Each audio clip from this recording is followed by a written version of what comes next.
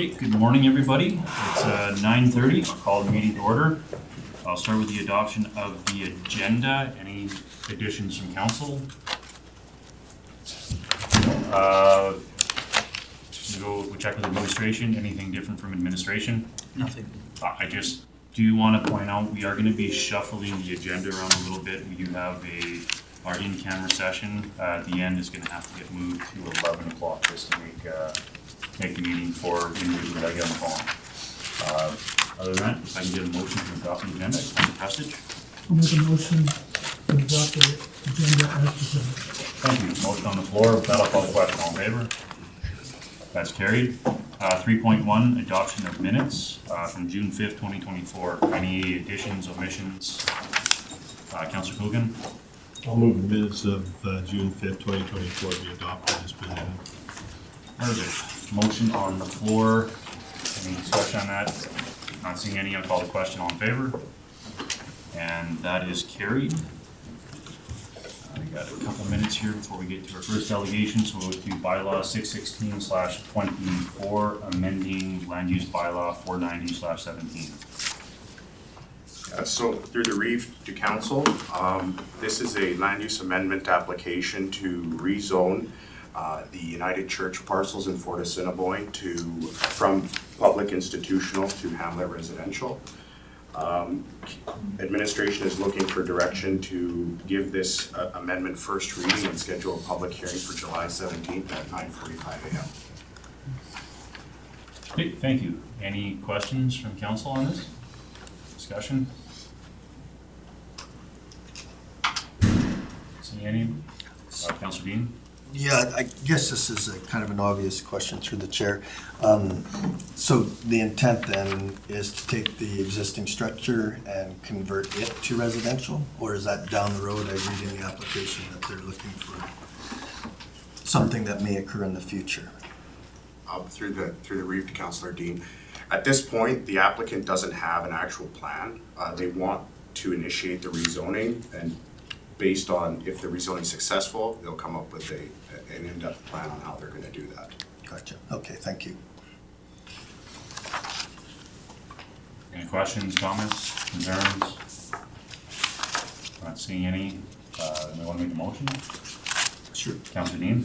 Move that council give first reading to bylaw 616/24, amending Woodlands County Land Use Bylaw 490/17.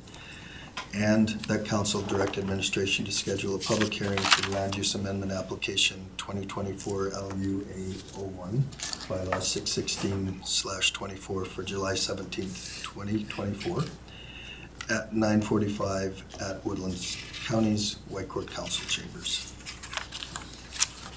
Wow. Okay, thank you. Motion on the floor. Corinne? Just a point of procedure, may I have those in two separate motions, please? The first reading on its own. Okay, Sure. So do you want me to repeat the first motion then?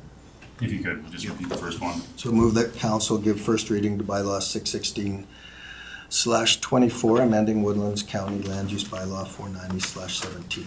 Thank you, Councillor. Any discussion on that motion? Not seeing any. I'll call the question. All in favor? That one is passed. And we have the second motion. Do you want to? Do I have to say it all again? I do? Yeah, okay. I move that council direct administration to schedule a public hearing for the land use amendment application 2024 LUA01 bylaw 616/24 for July 17th, 2024 at 9:45 a.m. at Woodlands County's White Court Council Chambers. Thank you, Councillor. We just enjoy your voice. That's what Yeah. Thank you for saying it. Motion on the floor. Any discussion on that motion? Not seeing any. I'll call the question. All in favor? That one is carried. We are at 9:35, so we'll jump to our first delegation. Sheldon?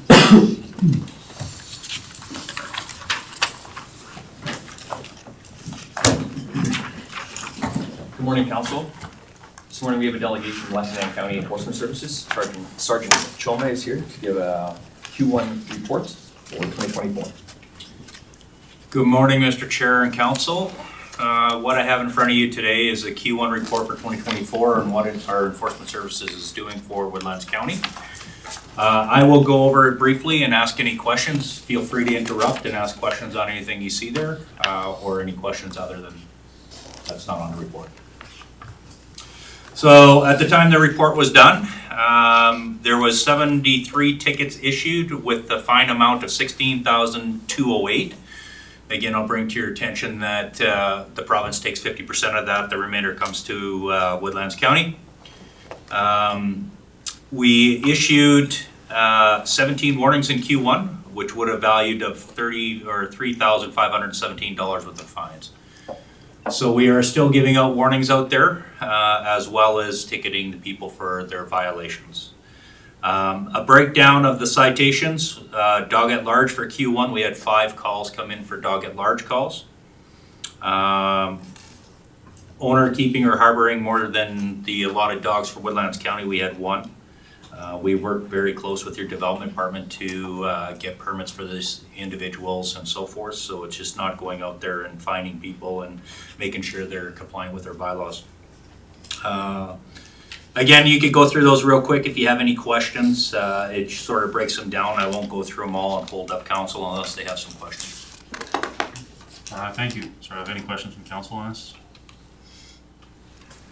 I do have one question that comes down, I guess, kind of the role that council's kind of discussed in the past to be more, we'll see, changing people's way of doing things versus, yeah, I will say, re-educating versus being punitive for a lot of stuff. I know there's been an issue in Q2. I've talked to administration too, it'll be coming up through your end, but gentleman didn't realize he was in the wrong, got a ticket, and it's, we'll say, a ticket for helping out a volunteer, our ag facility out there volunteering to move stuff, ended up with an expensive ticket. And while he was having the discussion with the constable about what he had done wrong, instead of, we'll say, educating and saying what they should do, he just wrote a ticket. And I know that that's been part of what we've tried to do in the past, is, try to re-educate before doing that, especially if the person doesn't realize they're in the wrong. So I'm just wondering if that's still the direction that we're going.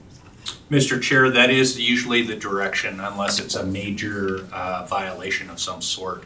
I think I recall what had taken place that day because senior leadership or Sheldon had reached out to me and asked me questions on it. And I wasn't sure at the time what had taken place because the officer was off and the file wasn't completed. Due to the photos and pictures of it, I mean, we've got to make our roads publicly safe. Including the highways. With the photos that we have seen and the speeds that he was carrying out at the time of the incident, it was unsafe for the other residents on the road as well as our highways. We were not focusing on those types of citations for Woodlands County. We normally don't do that unless we see something actually happening on the road with debris flying off or vice versa.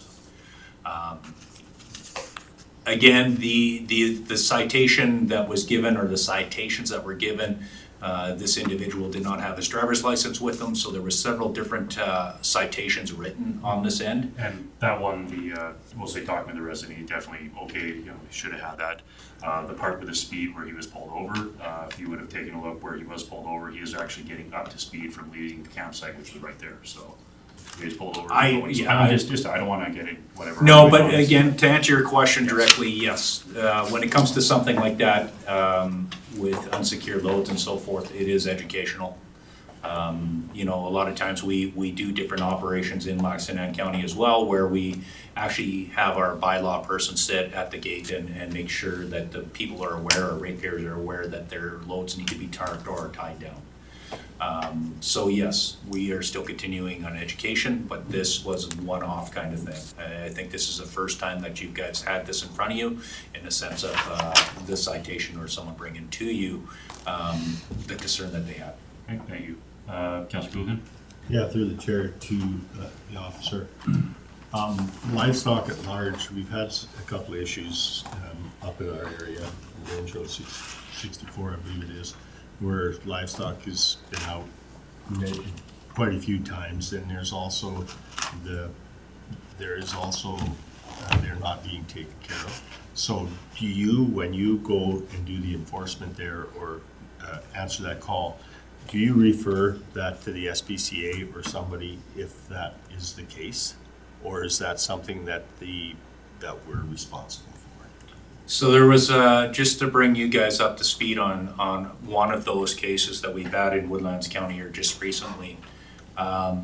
We had actually seized 2 horses. So no, we don't refer them to the SPCA unless we're extremely busy or need their assistance. We do have the Animal Protection Act underneath our belt as well. So we could deal with the situation no different than the SPCA. It just becomes very difficult in a sense. So the incident I'm talking about was 2 horses. We had a complaint and we went out and investigated. We found that the horses were actually in not good health. So we immediately confronted the property owner, let him know he wasn't happy we were there. We also involved the RCMP because this gentleman tried to run us over on the property.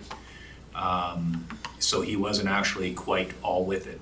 But what happened was that we got a professional opinion of a veterinarian and we hired a wrangler.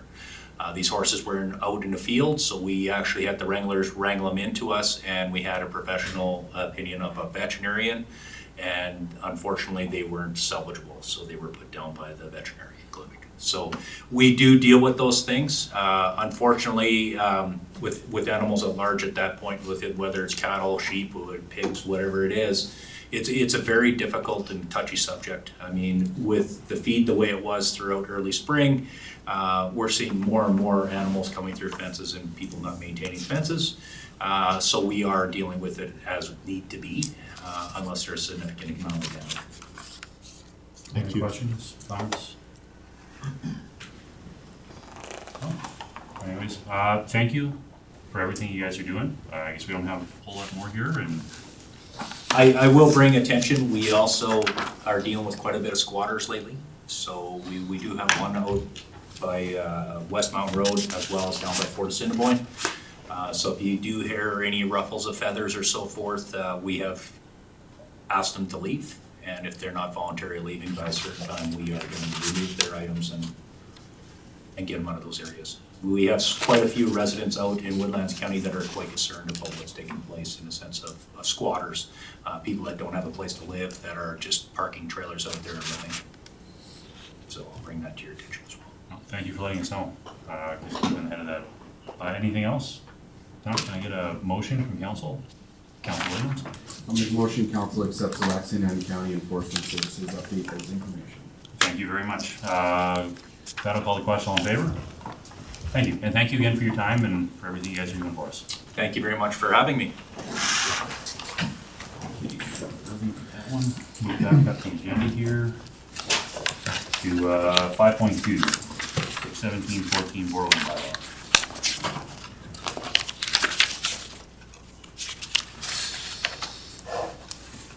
We're gonna let Denisha start on this one.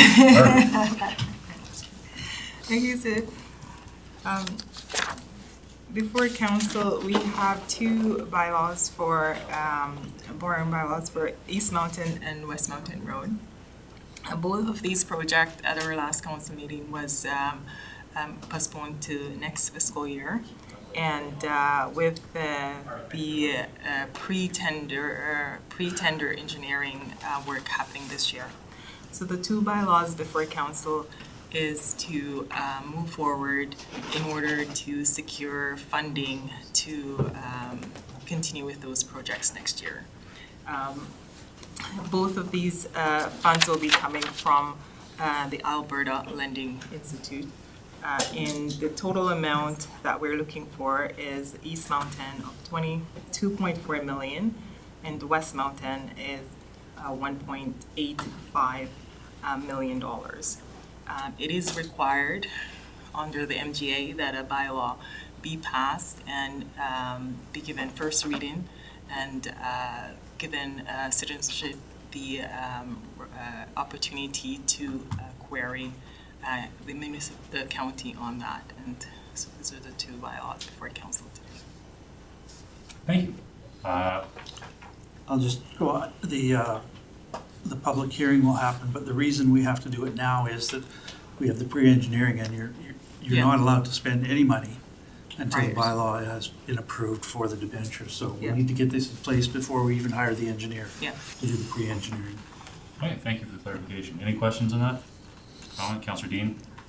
No questions. I think this has been thoroughly vetted, and I'd be prepared to make motion number 1, that council gives first reading to bylaw 617-14, borrowing bylaw West Mountain Road resurfacing. Thank you, Councillor. Any discussion on that motion? Not seeing any, I'll call the question. All in favor? That's carried. Anybody want to do motion 2? Councillor Dean? So I move that council gives first reading to bylaw 618-14, borrowing bylaw East Mountain Road resurfacing. Thank you. Motion on the floor. Any discussion on that motion? Not seeing any, call the question. All in favor? And that is carried.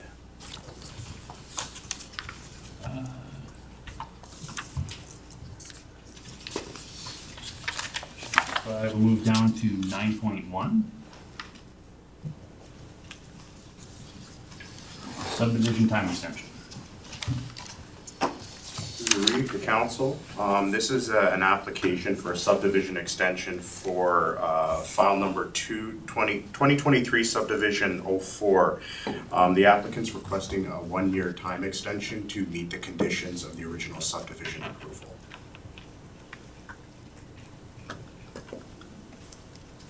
Any questions from council? This is the first time, I believe, for this extension. That's right. Okay. Councillor Coogan?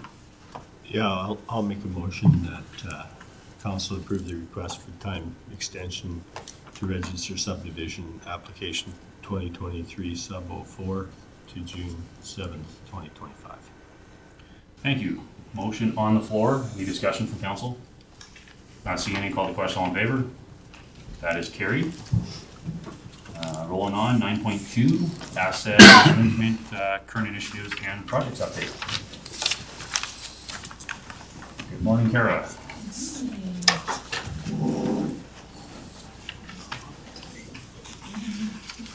Morning, Your Worship, members of council. We're just going to give you a brief highlight of the RFD, if that's. So some of the highlights and major initiatives that we're working on right now, building condition assessments. That was something that Candace and Andre had started in the fall. Or sorry, not in the fall, it's the RFP process in the fall. We have had the building condition consultants here first week in May, and now they're actually coming back again on Monday to finish up with that project. Everything's going good. Everyone on the team is giving access to all the buildings and showing them around, so it seems to be going really smooth.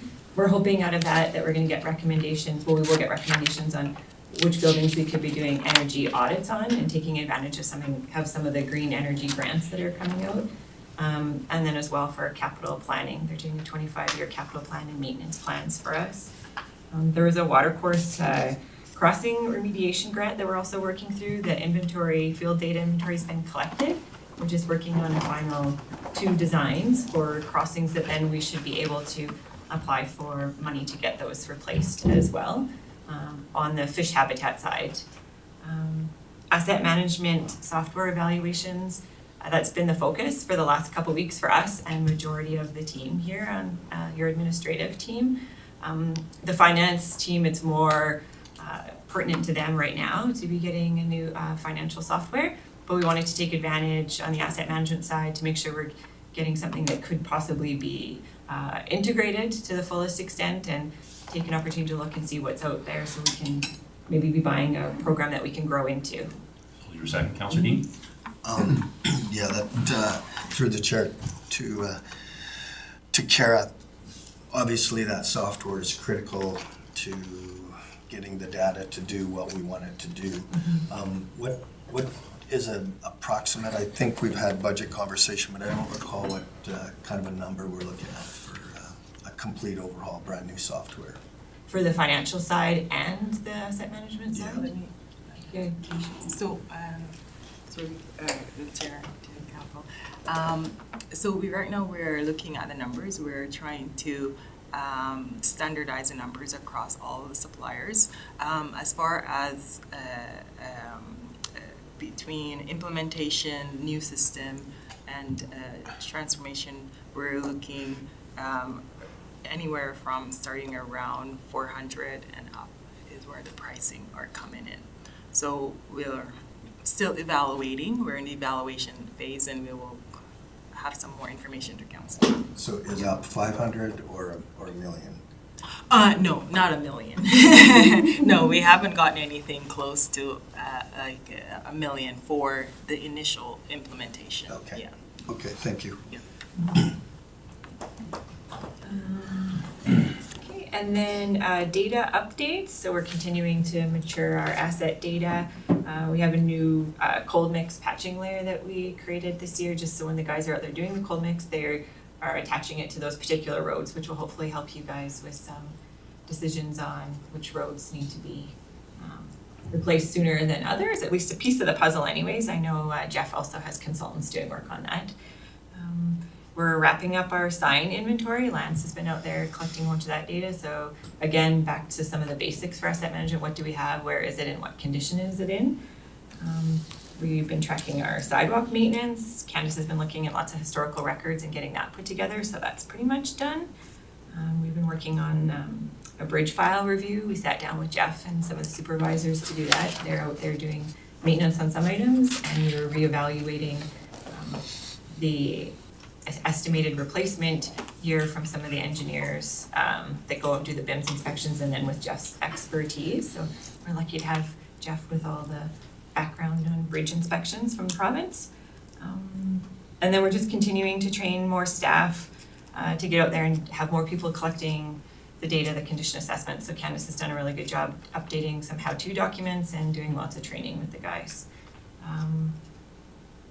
And our Camtrack data was recently done, so that'll be getting put in next for the sewer lines in the two hamlets. And recreation data is one of our last major asset classes, so we'll be looking at getting that put in next, and then we should have majority of our base data collected. And then our asset management steering group, we have a few of those meetings, and now we've just had one recently where we were able to bring Denisha and Jeff and everyone back online. With staff changes all the time, then it takes a little while to get everyone back on the same page. So we've reviewed the roadmap that you guys would have seen for 2023 to 25, but that was back in December of 2022. So we're going back through that and reprioritizing and making sure that those are continuing to align with the council's strategic objectives. So we have another meeting at the beginning of July with our group. So it's exciting having new people and continuing with the asset management and setting the direction to make sure that we're still executing on our roadmap. And I guess at this time too, like the staff and support that we get from everyone internally, everyone's very much so on board with asset management. We even had Kevin Williams in the fort asking, can I get a layer for calcium? Because he's been laying down some calcium, and then there's a couple trial areas and he wants to track that. So it's not us just asking everybody, hey, please give us this data. Now they're like, hey, we've seen how you did it over here. Can you set this up for us so we can collect this data so we have it later on? So thanks to our staff for doing all that stuff for us. And then I guess we're just trying to make sure that we're gonna have enough resources to continue to execute this with things that are coming through, like the building assessment, the condition assessment. That's gonna highlight some buildings that need work, and some of it is by staff, some might be by consultants, some of it could be capital expenditures. So we're looking forward to getting some of that data in to be able to present to council for budget time. Thank you. Sounds like you guys are definitely working hard on this. Any questions, comments from council? Councilor Burrows? I'll just throw one out. So one of the things that we deal with a lot is, roads, obviously. And it seems like a lot of the problems that we have with roads is whether or not the water is flowing in the ditches and things like that. So on the asset management side, what detail, where are we set up for detail on the ditching? Like if we go through this program and we say, I think our current standard on ditching is 3-to-1 on our slopes. So would we be able to say in the municipality where we're having drainage problems and where our 3-to-1 slopes are not in place? So I guess it was 2021-22, Lance went out and collected road data. So he collected all the side slopes of all of our roads, the ditch, like kind of, was it a flat ditch or V ditch, like those type of dimensions. So we have that data and we have layers that show the ditch is less than 1/2 meter in some sections. So we have that highlighted. So it's a matter of taking that data now and having the time to go and fix some of those areas, combining those different slopes with the culverts that we have that have issues. So we have conditions on all of our culverts right now also. And there probably are a few that are critical that we haven't been able to go and fix since Lance has done that. So we're working towards that, I guess is what I could say. Like we have some of the data there to start making the decisions to point out where we should be working on. Yeah, I guess the question, if I could respond, I just, the question is to make sure that we're capturing that data so that we have it. Because in the past, I've kind of asked, well, we don't have it yet, but I just want to make sure that we're capturing it because, for example, if we can't maintain a 3-to-1 on the ditch, then we can't maintain the ditch. We can't mow it. We can't get in there with equipment. The contractors won't mow it. And in some cases, we need a deeper ditch in order to maintain that 3-to-1. You got to go off your right of way. So there are areas where our right of way needs to be increased, and I'm just trying to make sure that we're capturing all this. So if you say we're capturing it, we're in the process. That's good. We're on the right track. Thank you. Thank you. Any other questions, comments from council? Seeing any? Give it Councillor Kuchen. Yeah, I'll make a motion the council accepts the asset management current initiatives and projects update as information. Thank you. Motion on the floor. Any discussion on that motion? Not seeing any. Call the question. All in favor? That one is carried. Just checking. Thanks, Karen. Probably get one more. See, Mr. Stanley's here. If you're ready and you're already waiting, we can hop into your presentation if you like, Mr. Stanley. It's a couple minutes early, but to make you sit here if you don't have to.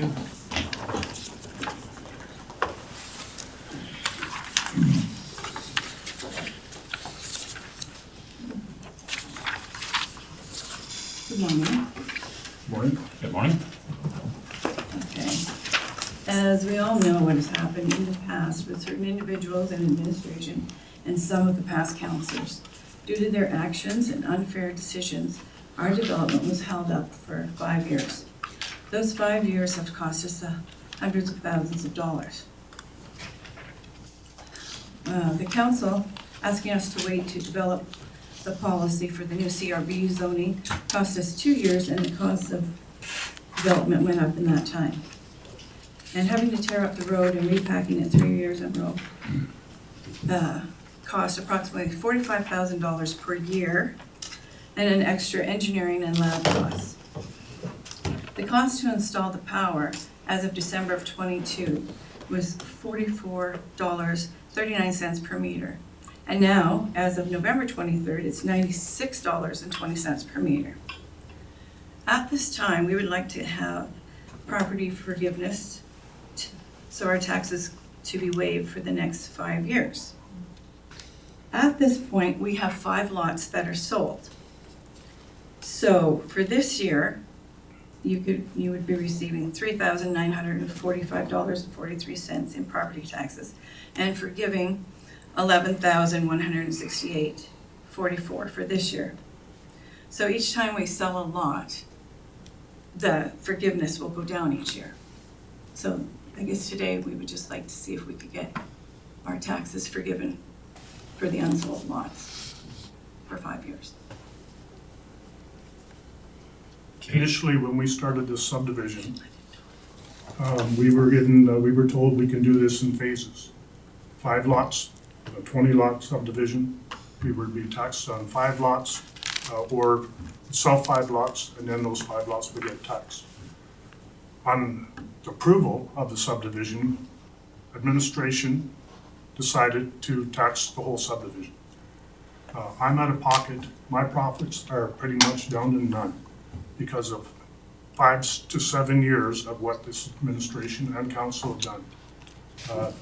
If you guys want any further development in the county, you wanted change, there's change within administration and council, and, you know, what happened in the past is in the past. We can look forward to maybe doing something in the future that's positive in our county, and, My question just for Joan on subdivision, because I know we have other subdivisions that are opened up that people have finalized and have, you know, half sold or not sold any of the spots. Typically, when it comes to the taxation, it's once those lots are registered in a subdivision is when I'm just process-wise, when they start getting taxed. So it's dependent upon the registration of the subdivision, your worship. If it's prior to December 31st, then it's taxed for the following year. If it's January of a year, then it's not taxed essentially till the following year.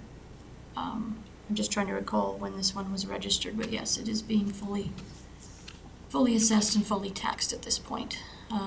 The registration of the lots was for the full 20. And there are encumbrances in that on the lots because they serviced a portion of them. And then we're going to service the rest of them upon sale of the additional lots.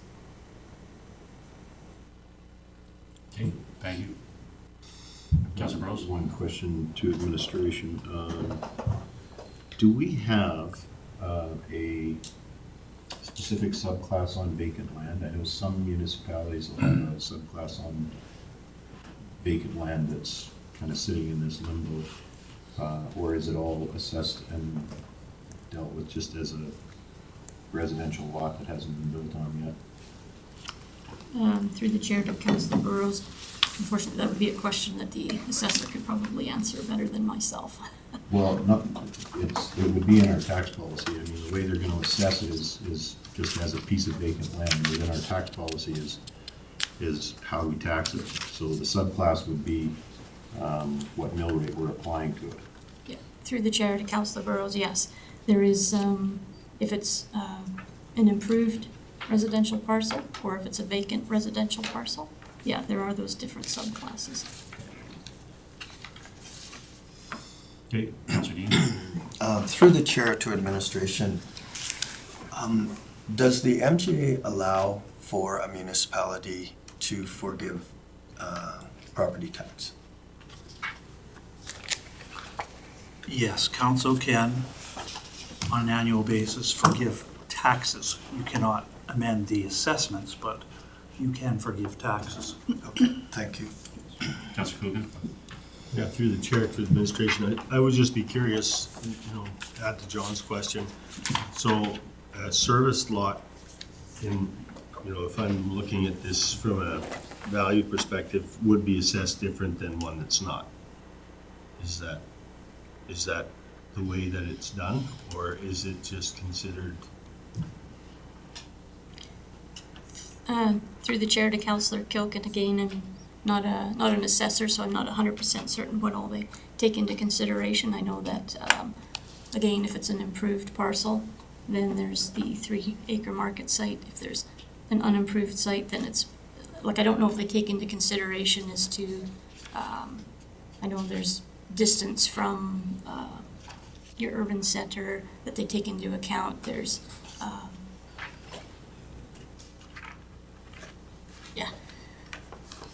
size of the parcel, as to whether it's servicing. I believe servicing is part of what they consider as well. Okay, so my secondary question would be then, is that there's a possibility there could be an assessment issue here as well, which we don't quite understand. Yeah, through the chair, unfortunately, this request, I wasn't aware that it was going to come, so I'm not fully prepared to answer some of the questions that are. Mr. Stanley? your assessment this year, we sold one lot for $140,000. That lot was just shy of 10 acres. It had a pond on it. It had an aeration system, a compressor, the whole lot. Their driveway was put in, gravelled. Their yard is gravelled. So that was the only lot within the subdivision that the assessor had to go off of. He took that number, $140,000, and put it towards every lot. That lot has natural gas and power. The rest of the lots have nothing. Okay, now, as far as the assessor's third party, I can't speak to what he does or Yeah, how no, he I'm does just it. kind of just So, letting the, council know this is what happened. So we're over-assessed by probably 20% on every lot as well. But again, there's a process for that. That's not through us. We don't deal with that. On the back of the tax notices, there is a process that a person can follow, and the RFD, I know administration has reached out also to ask the assessor, as Joan has said too, but the assessment value, that's not set by the county. I understand. Yes? I have spoken to the assessor before this as well, and he only took that one lot into consideration to assess. He didn't take any of the other lots that were sold in our neighborhood under assessment, and I've spoken to him about it, and we're still talking. But he knows that we feel we are over-assessed. But it is $50 an application fee per property to have it appealed. Councilor Burrows? So, I just want to ask Mr. Stanley, the amounts then, I was jotting everything down here as I went, but I don't think I captured it. I had a number of 11,148. Is that the whole subdivision? And how many lots are we talking about? Okay, we are talking 19 lots. Okay, the full tax rate for this year on 19 lots was $14,295.13. But we've sold 5. How it works is, well, you actually assessed me on 20 lots. But we don't own the one lot. It didn't get changed in your system when land titles sent it here. So where's that note? So with the 5 lots we've sold, the tax on those 5 lots is $3,945.43. The forgiveness portion would be $11,168.44. My only concern with forgiving this, unfortunately, is we have other subdivisions, like I said, some are set up, roads in, that haven't sold any. We have others that are only half sold. If we start forgiving subdivisions, tax areas for yours that haven't sold, when we have others doing the same thing, we could end up with every developer that has land they're sitting on doing the same thing. It could kind of snowball. So, and unfortunately, the past whatever the assessed value is again not our. It's not set by us. The information is given to us that we put in. The one you're talking about there, it's listed in RFD that the administration has changed that with title registry, and the new one has been sent out, or property assessment has been sent out to the property owner on it. Nikita? Mr. Benedetto? Mr. Chair, another factor in addition where you've alluded to setting the precedent here where this could lead to additional requests. On any property forgiveness by a council, you are still subject to paying the requisitions on that property. So the requisitions, the big one is Alberta Education, has to be absorbed by the other taxpayers. Now, generally, the school requisition on properties is about 35% of the tax bill. So if there was a forgiveness at this level, we'd still be responsible to pay that requisition because the province does not give you a break on forgiveness. So, I mean, this is, we didn't know the magnitude of the ask here. And certainly before any decision was made, we would think that this needs to be evaluated extremely carefully if council has any appetite to consider it at all. Because of those requisitions and which you've appropriately pointed out, setting a precedent here with other developers that have unsold parcels. If there's a precedent set, you can be almost guaranteed that it will lead to additional requests. So I just wanted to point out that important factor, these other requisitions, that we'd still have to pay them regardless if you gave a forgiveness on certain parcels. Thank you. I feel it's just given we don't have a lot of that information that Paul has mentioned, I think we should do this in 2 motions. Accept the presentation as information And second motion, we bring this back to another council date with more, I guess, information as far as what the tax implications could be and what that looks like on the county side too.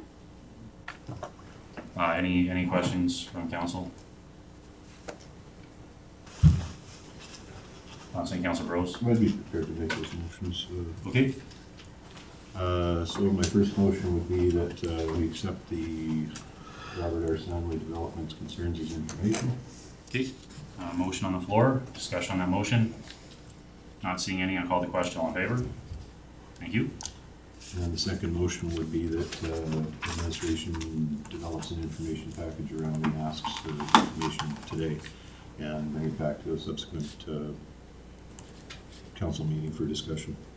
Okay, thank you. Rod? Just through the chair to council, we will bring that back on the July 17th meeting because their deadline to appeal is July 19th. So they will need to know where they're at before the appeal date. Councilor Dean? I'd just like to know a process question. I'm assuming, and I don't know this for sure, that the taxes haven't been paid yet. So if we go beyond June 30th or July 1st, there's a potential for penalties to be incurred, and we're asking this to come back before us. So what is the expectation for the ratepayer? Are they to pay their taxes and then appeal and we look at it, or are we suspending payment and waiving penalties? Through the chair to Councillor Dean, generally, because no decision has been made, it is the responsibility of the landowner to ensure their taxes are paid on time. If there's something that happens after that, they would be refunded any amount that council felt. Okay, thanks. I just wanted that clarified for everybody. Any other discussion on the motion?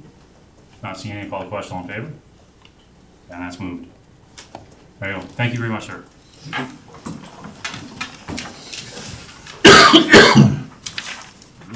Head up to 9.3. Township Road 584 road construction project. Thank you, Your Worship, members of council. This RFD is for the extension of Township Road 584 between Range Road 120 and Range Road 121. This project has been included in the 2024 capital budget. The project limit is directly adjacent to or overlapping with the bridge file 78525, which council approved carry forward that project from 2024 to 2025 last council meeting. This RFD is for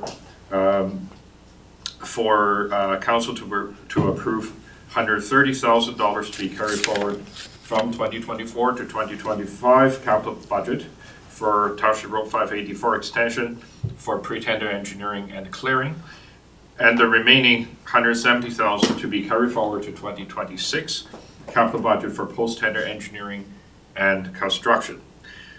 This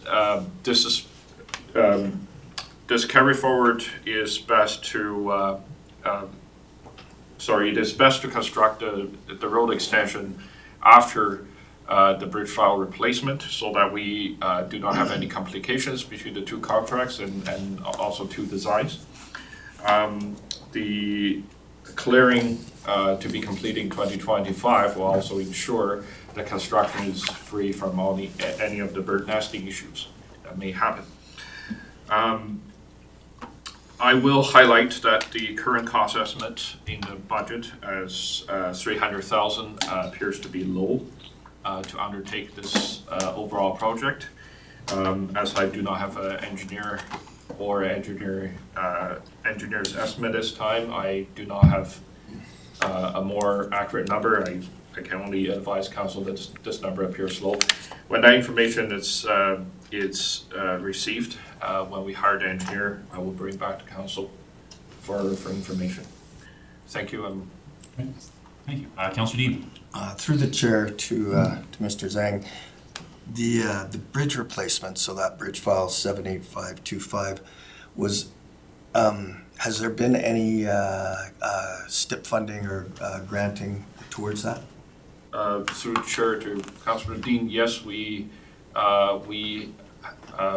province has committed $375,000 under STIP program for that bridge file replacement. and the STIP funding is good as long as we replace the structure by the end of 2025. Okay, thank you. Other questions, comments, concerns? Councilor Burrows? I don't see any reason to ask anything further, so I'll make a motion that council approves the $130,000 be carried forward to the 2025 capital budget for the pre-tender engineering and clearing, and the remaining $170,000 be carried forward to the 2026 capital budget for post-tender engineering and construction. Thank you. Any discussion on that motion? Not seeing any, I'll call the question. All in favor? That one is carried. Thank you. 9.4, Woodlands Local Pilot Project. Mr. Roach, how are you this morning, sir? Very well, thank you, and I hope council's doing well this morning as well. Here to present to you a opportunity that has come up through our process and recommendation from our Economic Development Committee. Earlier this year, we had a delegation come in, present to the Economic Development Committee, stressing the value that they saw in us being able to do a pilot program to wheel out a Woodlands local brand. And so the summary of that is in front of you.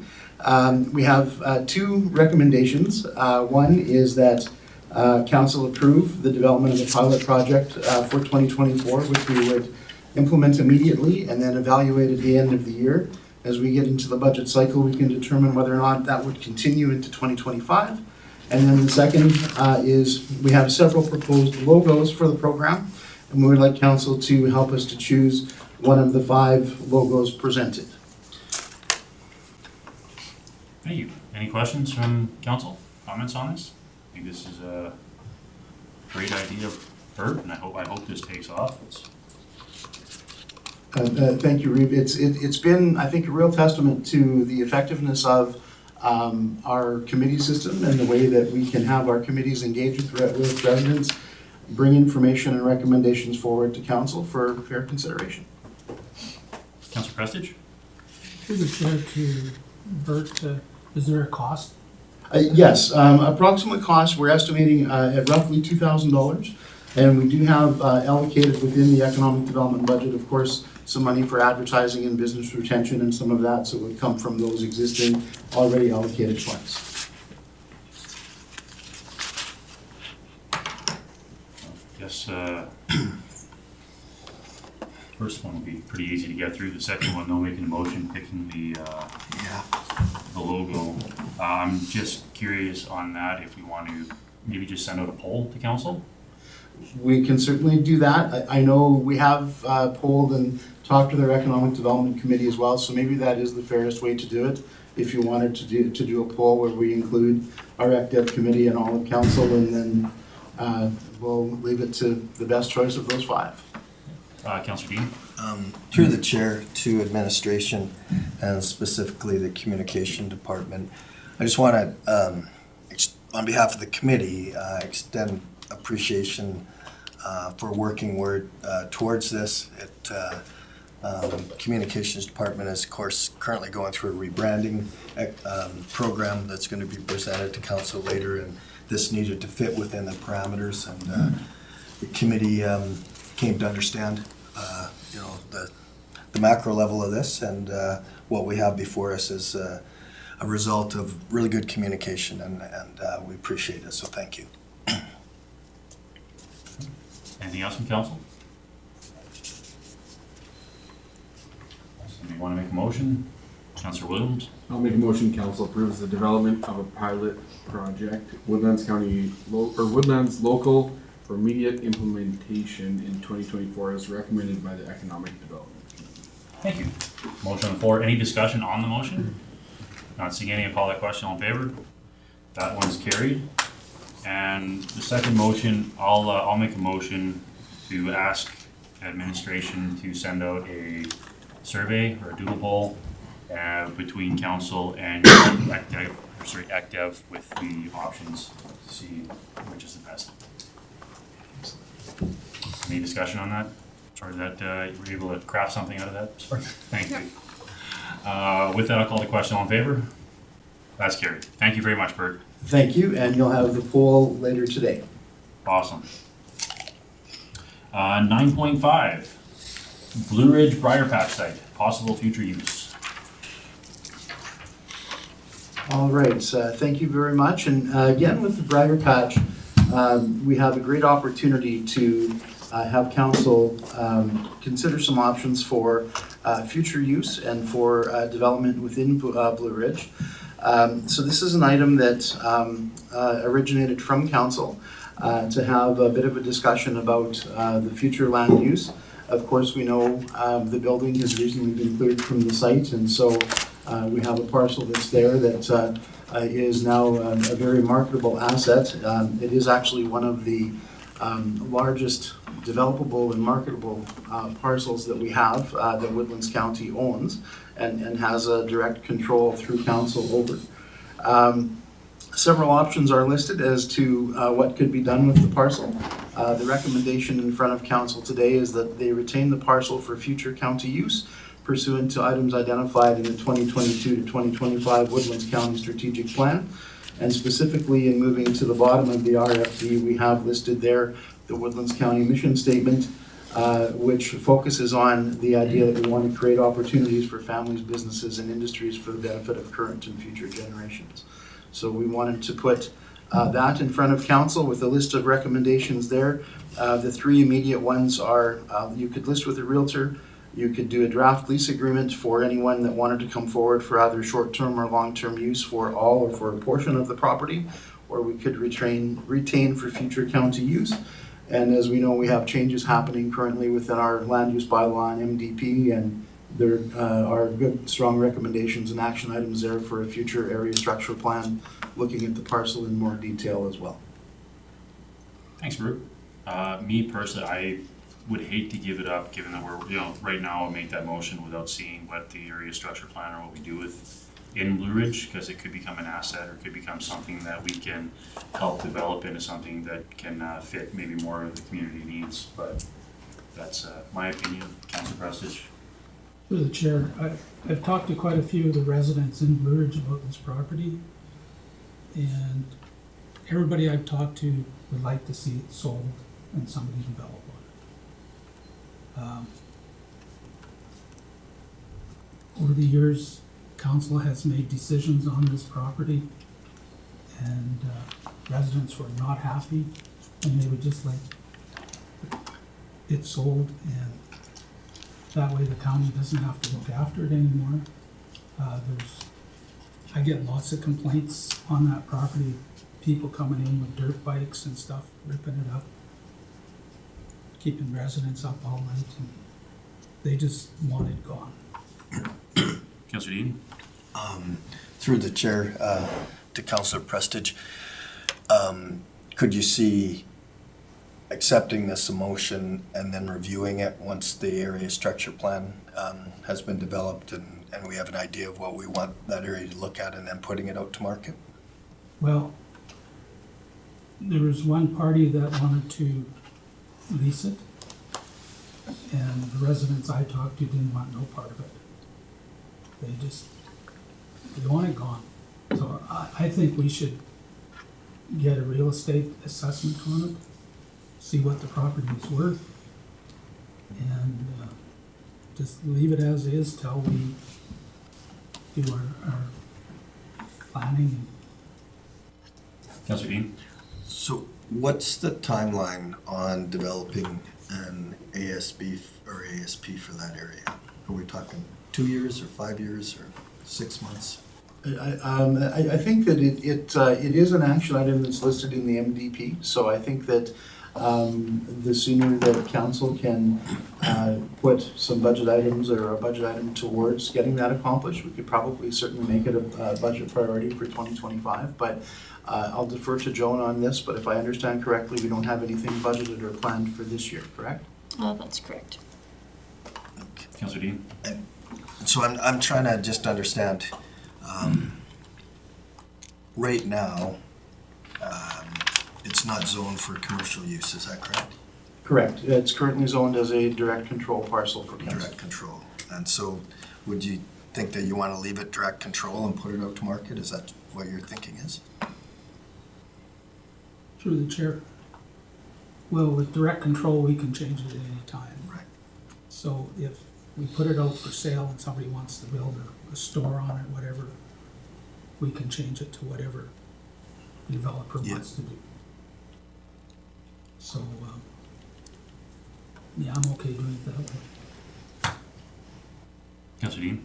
The only concern I have is that if somebody comes up with a viable plan and it makes commercial sense, and then an area structure plan says, hey, you know, I want this would be ideal for a different purpose, then our hands are kind of tied that way too, right?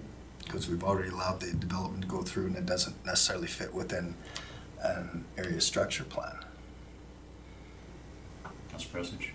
Through the chair to Joan, if we do an area structure plan, can we kind of leave it open, or how does that work? Through the chair to Councillor Burrows, the area structure plan, I mean, it'll look at all the existing uses and then what potentially future uses. And with its given location, I would think probably commercial developments or maybe even industrial development would be an ideal. Or residential? Residential is a possibility as well, yeah. It's got a multitude of uses that, and I know in the community when Bert had some open houses, was that a year ago?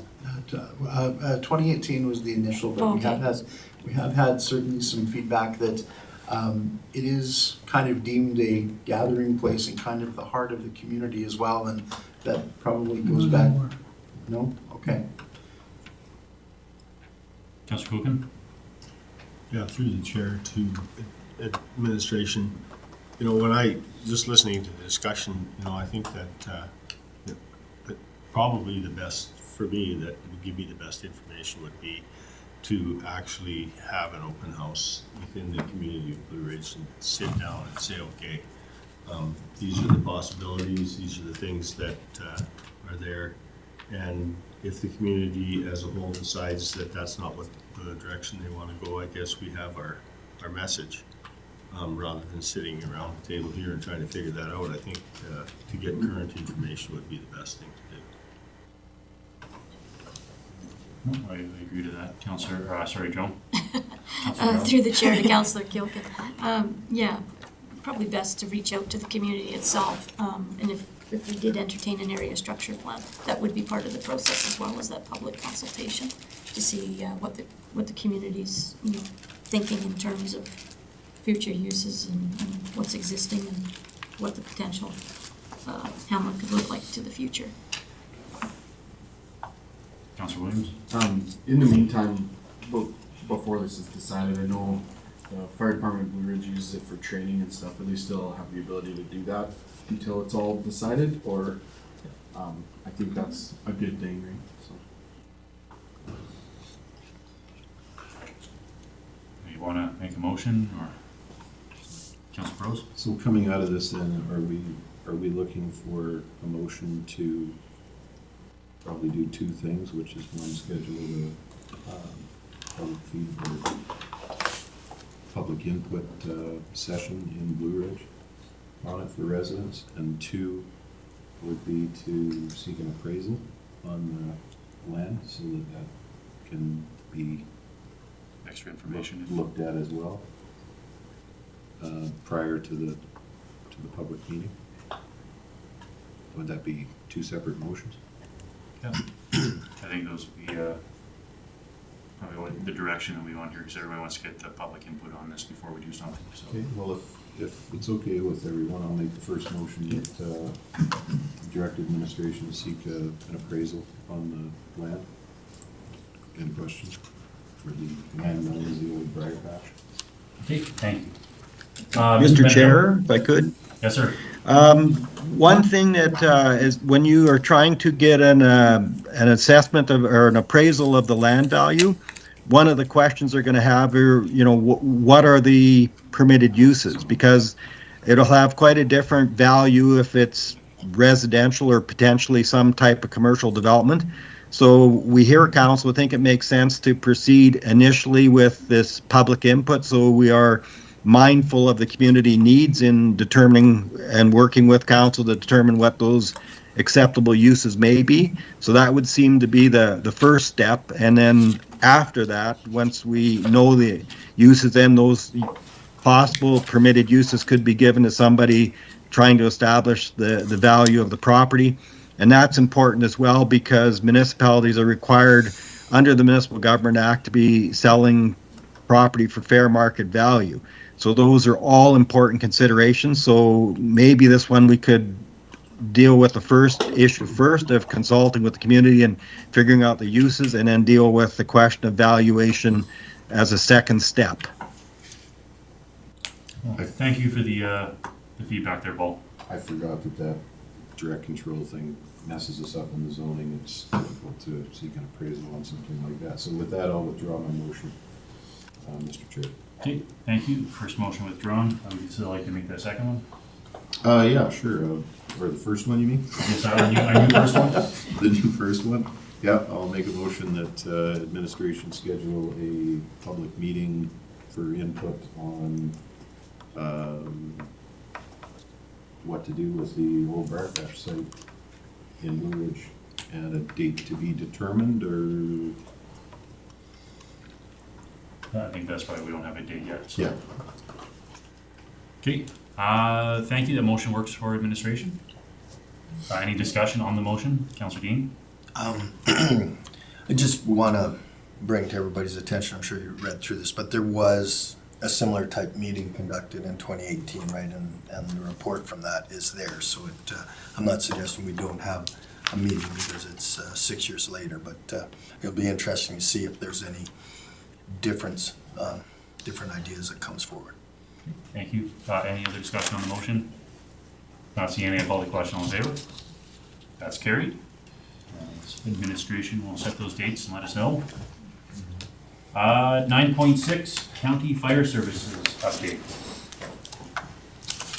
Well, again, Sheldon. Good morning, Reeve and Council. 1 second. All right. Good morning. Thank you for having me. I feel like there it is. Today I bring an RFD to council on fire services update for 2023, and some of the information that will be presented also is from 2024. Excuse me. The focal point will be on the actual presentation itself. So I don't know if you can go down to the, there we go, perfect. So I'll just go with this through this presentation. Any questions at the end? That would be great. So moving forward, Woodlands County has 5 districts within the county for fire. Whitecourt into District 1, Fort Assiniboine District 2, Blue Ridge District 3, and Selmo District 4, Goose Lake District 5.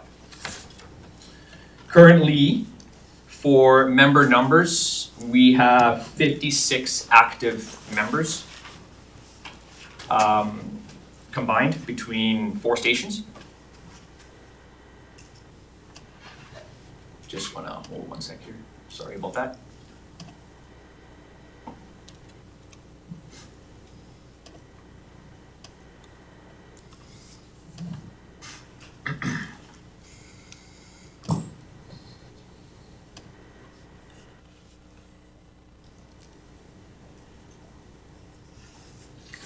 Okay. Thank you, Nikita. Councillor Prestige. Should Councillor Williams be sitting in this seat or that seat? Through the chair, I believe it's an information item on all the fire departments within the county, so I wouldn't see a So need there's for no that. decisions being made. Okay. Go. Moving forward, yeah, Station 4 and Selmo, this is 2023 numbers. They had 12 calls, 154 staff hours on those calls. Average response for members was 4. Their average shoot time was 15:20, and their average response time was 20:20. The next slide here is your geographical pain points. So this actually shows council where the 12 calls took place within the county. As you can tell, they did respond out of their response area as helping out other stations on a mutual aid basis. Next slide shows you the actual calls, just in a graph from 2022 to 2023. Moving on to Blue Ridge Station 3, they had 39 calls in 2023, 723 staff hours on those calls. Average response for members was 5. Average shoot time 13:21 and average response time 19:36. Again, this is a geographical pinpoint map that shows you their calls within 2023. As you can tell, they did respond out of Blue Ridge area and helped District 1, District 2, all the districts, including Lac St. Anne County. Graph for the next slide just shows you your 2022 calls compared to your 2023 call volume and types of calls there. Moving on to Station 2, which is Fort Assiniboine, they had 71 calls, 1,051 staff hours. They had an average of 6 responders. Their average shoot time was 11:11 and their average response time was 21:29. Your geographical pinpoints, as you can tell, they did respond a lot out into the county and other districts as well and other municipalities. So that's a huge response there for that area. Next slide is your 2022 call volume compared to your 2023 call volume in a graph form, showing you your types of calls. Goose Lake Station 5 for 2023, they had 19 calls, 42 staff hours on those calls, an average responder of 1, an average shoot time of 8 minutes, or 8:41, I apologize, and an average response time of 12:54. Sorry, Sheldon, I just have a quick question. What you said that for average number of responders, 1. Yeah, that's right. So we have one member that it's an average, right? They may have 2 or 3, but we take an average out of all of the calls that they have in there. And this is coming from data from Fire Pro.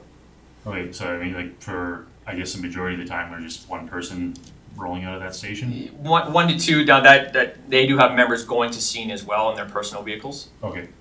Right, but that's coming from Fire Pro, right? So that's stats that we get from when they put it. No, I was just checking, you know, we've seen the other ones, at least it looks like there's enough people to get in the truck, and this looks like we're taking a pickup. It's. Okay.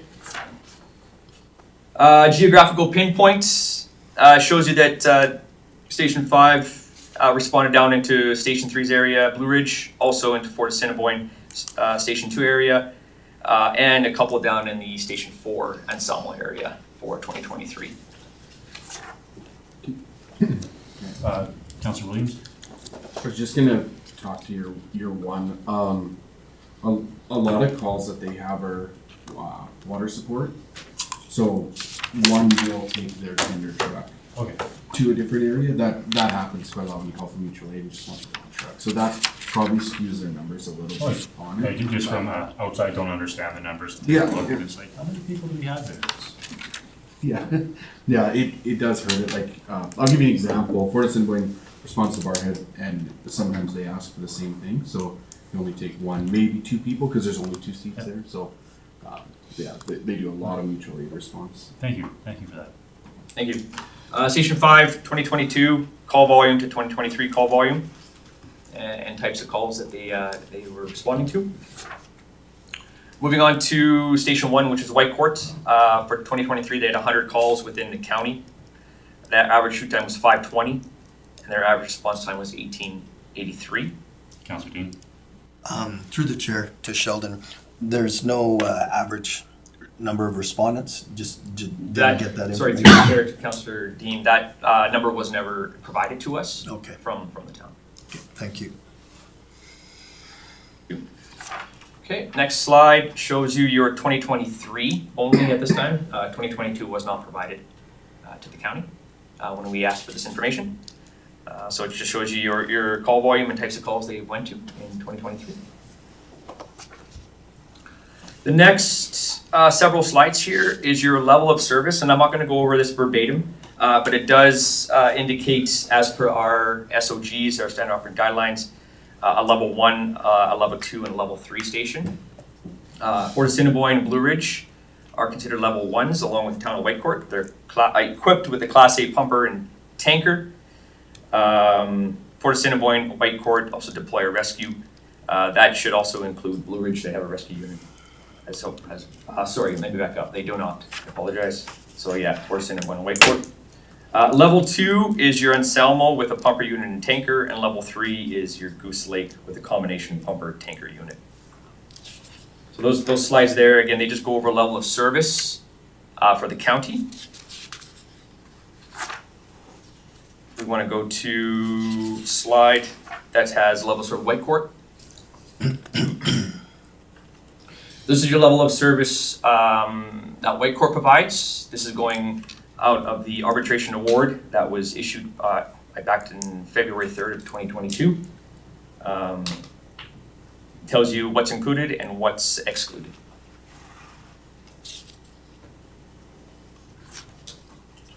Okay, moving on to community events.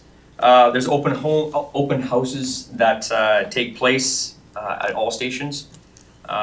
Kids from school come in and they go through the gear and the trucks. Open houses for the community are very important, so the community understands what the fire department does, what equipment they have. Firefighter health and wellness. As you know, being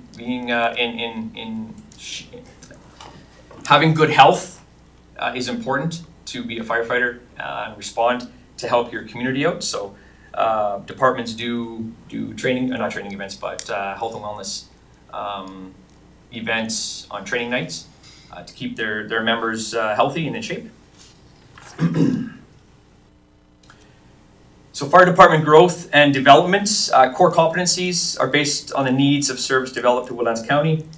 They're not limited to all of these, but we do look at standards. So at the NFPA 1001 standard, which is professional firefighter, and you can go down the list there on different standards that the fire departments follow and look at for standards. Fire and technical training.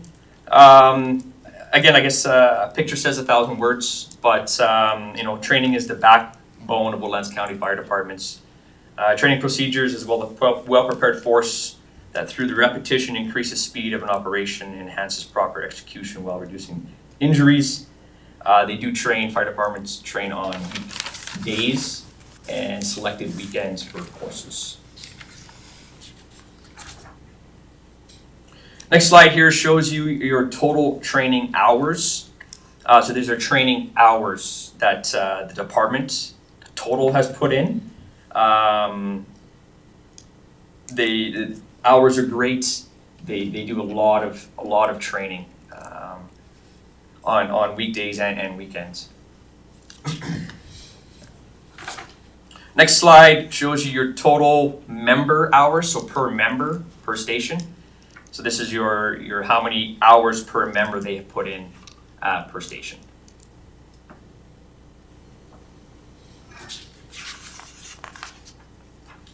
So just some upcoming stuff here in regards to fire and technical training. So we have been granted money from the fire service training program through the province to run a level 1, 1001, so professional firefighter level 1 course.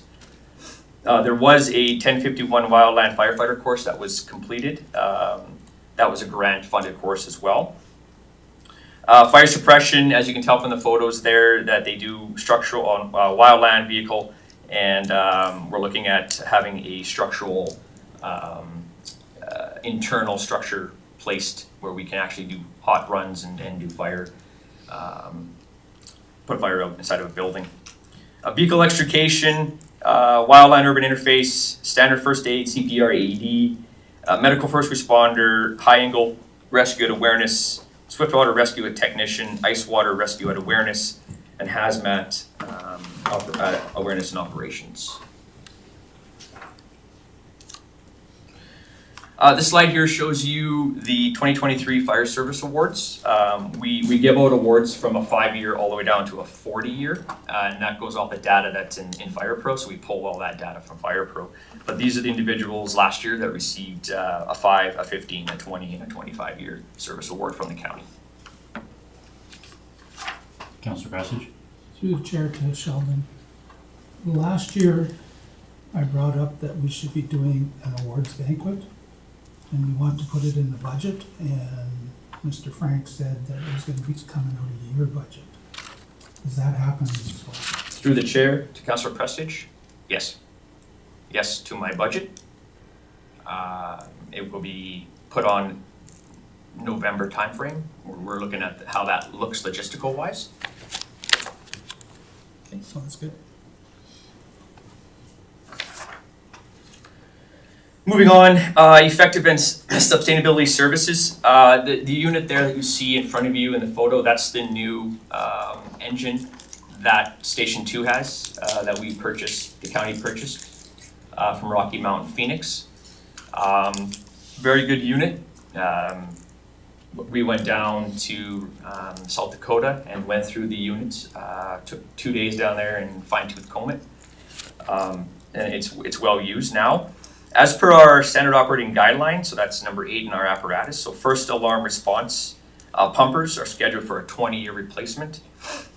Tankers are scheduled for 25 years, rescue units are 25 years. The next slide here shows you our in-service county units. Couple budget restraints for capital coming down the pipe was a frontline pumper unit in Anselmo. Replacement was scheduled for 2023. That got pushed, which will be coming down this upcoming year. Also, there is a Polaris Ranger XP in Blue Ridge that life expectancy is at that time frame, and that'll be discussion with the Blue Ridge Fire Chief on how that looks. 2026 and just moving forward, there's 2026 replacement units, 2027, and then again 2025 capital. So the pumper, the Polaris, several pickup trucks, and then our SCBA bottles for our Scott packs. There's replacement, should be replacement on those as well, and damaged ones. You know, it's a piece of equipment, so we need to make sure we're having the right the bottles for our packs. This one here, again, some budget restraints. So there's a 3-year comparison on the operations budget. Those numbers there, that's for 4 departments. That's not. Sorry, Councillor Preston, sorry. Oh, yeah. On our Scott packs, we just bought all new Scott packs here 2 years ago, Yeah. and we have to have replacements. or Well, what? sorry, through the chair to Councillor Preston, you should have some bottles get wrecked, right? So they might blow a gasket. There's a piece of equipment, right? So we should at least look at putting some funds aside so we can purchase more bottles down the road. Have those bottles in place, 5 to 10 years down the road. I'm not saying go ahead and buy the full. Let's just say 60 bottles right off the bat. These are 5 bottles down the road, 5 bottles. Yeah, because they're good for 15 years. Correct. Sorry, through the chair, Councillor President. Yes, they're 15-year, but again, it's equipment, and equipment does break down. They have to be hydrostatic tested, right? So if they don't pass that testing, then we have to replace it too.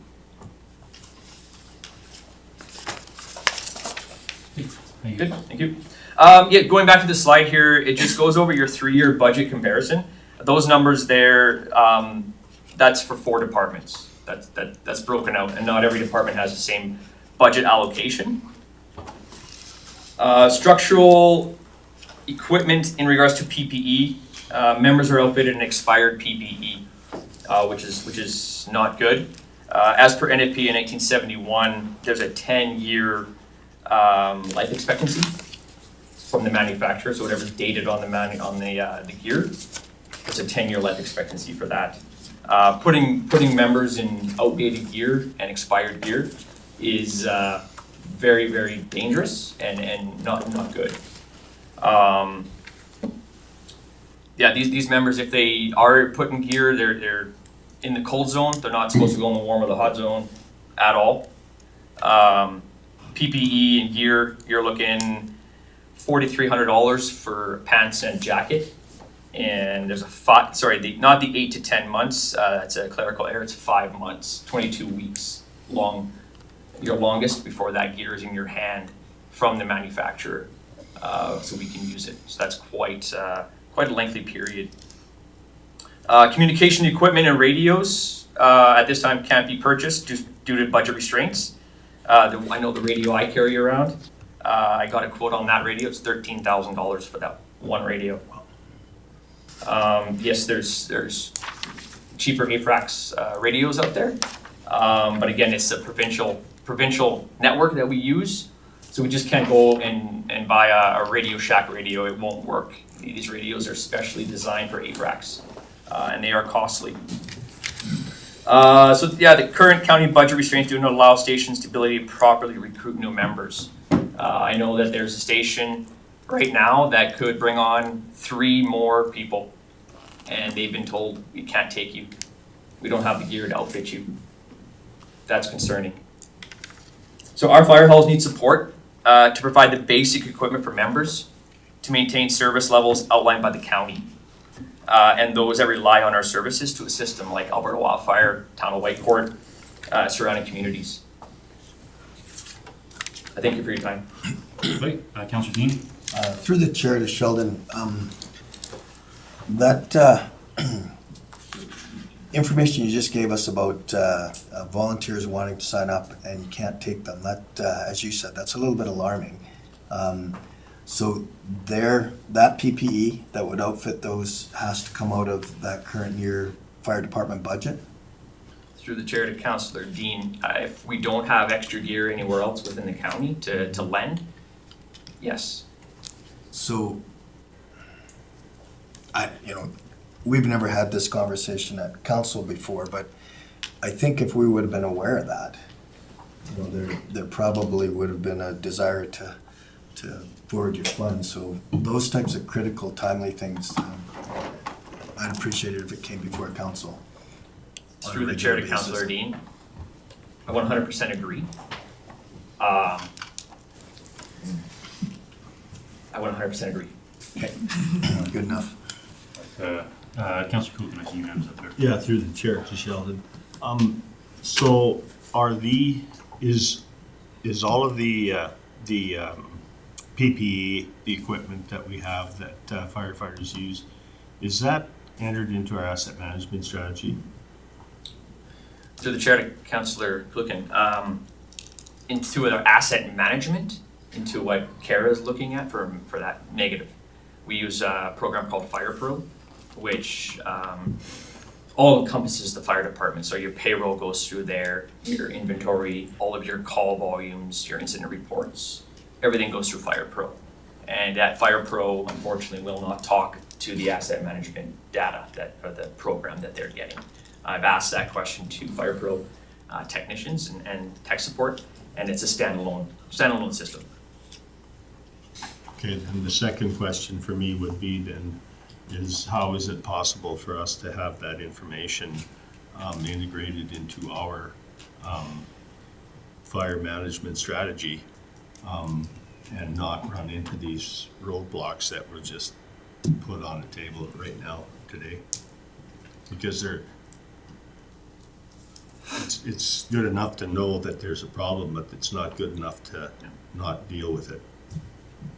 Through the chair to Councillor Coogan, I agree. I think a conversation between protective services and asset management again has to happen, because that meeting did take place. And again, I did reach out to FirePro, and they told us that that's a standalone program, but I agree with your comment that how is that information supposed to be brought forward through asset management? So. I have one more question then on that subject is that in order for us to better understand that whole process, I know it was over a year ago when you first came on here that there was a motion or directive that there be a review of the standard operating guidelines as well. And I'm just curious as to where that's at and if that plays into the whole management strategy. Through the chair to Councillor Cookin. Correct, I do remember that conversation. I wear 14 hats, truthfully, just to be truthful. Emergency management at the time, last year, came into foreplay, and what I was doing with SOGs were put on the back burner. Now with Jennifer Lanning as a helper, I can focus on more of the SOGs. Go ahead, Rod. Just a supplement through the chair. We're working with all departments in updating the action and task reports and the strategic plan. And once we know kind of where we're at a point in time, we're going to be able to better prioritize some of the actions that have been requested through council. Thank you. Councillor Dean and then Councillor Prestidge.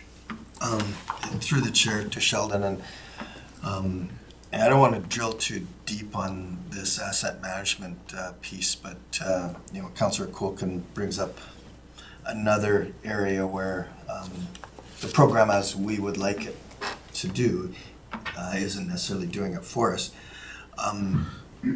So that software that each fire department is using, and specifically you're using, would it generate a report concerning PPE that then could just, like in an email form or a hard copy form, be given to our asset management people and that could be entered in? Through the chair to Councillor Dean, the answer is yes, can generate those reports. As long as the information and the inventory and the correct information is put into Fire Pro. Yeah. And there's, again, another speed bump because it takes time for that to happen. Okay, and I'm gonna leave alone, but I'm gonna bring it up again. Yeah. When there are timely things, we need to be aware of it. And whatever process, whatever barrier was encumbering you, I hope that we can find a way to take that encumbrance away. Okay, take one more question on this, or I guess Councillor Prestidge and then Councillor Burrows, and then just being sensitive to time here. Through the chair and to Sheldon and all administration. Our asset management is for all county-owned equipment, buildings, whatever. Not having our fire department stuff in the asset management just doesn't work, because we want that asset management to help us do our budget. When it's not in asset management, it doesn't work. So I would strongly say that work on a plan to get all our assets in asset management. Councillor Burrows? I was just gonna say, if there's like put all options on the table as well, if there's different software out there other than Fire Pro, that can talk to the asset management plan, much like the way we're moving to in the accounting software, that can now talk to that can integrate into that asset management plan. So if there's something available out there, or like we gotta put some options on the table. So that's it, that's just a comment. Councillor Williams, as long as it's quick. Yeah, I was just gonna mention, I really think that times have changed in Woodlands County, and the SOGs really haven't followed that, and our level of service. I think there's a bit of a gap between, like an example is, the MFR program is a medical program that departments sign up for. Fire departments are being asked more and more to go to medical calls, and without being signed up for that, it isn't really that great, and it's a really good thing to be signed up for it. So I think that some of those gaps should be looked at. I know Sheldon's very busy, but I think some of these departments need to have their level of service looked at for sure. Thank you. And thank you for all the information. That's I know this took a little bit to get everything, and it was presented very, very well. Thank you, Sheldon. With that, can I get a motion to accept for information? Councillor Burrows? Make a motion to accept the presentation as information. Thank you. With that motion on the floor, I'll call the question. All in favor? That is carried. And now we're gonna have to jump, just looking at the time here, to 12.1, our closed session. If I can get a motion to go into closed session under FOIP 17, 21, 23. Councilor Burrows. Motion to go into closed session under FOIP 17, 21, 23. Okay, thank you. And for the member of the public, we should be about a half hour if anybody needs to come back. With that, that's the other period we have them for, so with that, I'll call the question. All in favor? Perfect. And if I could get, we'll leave.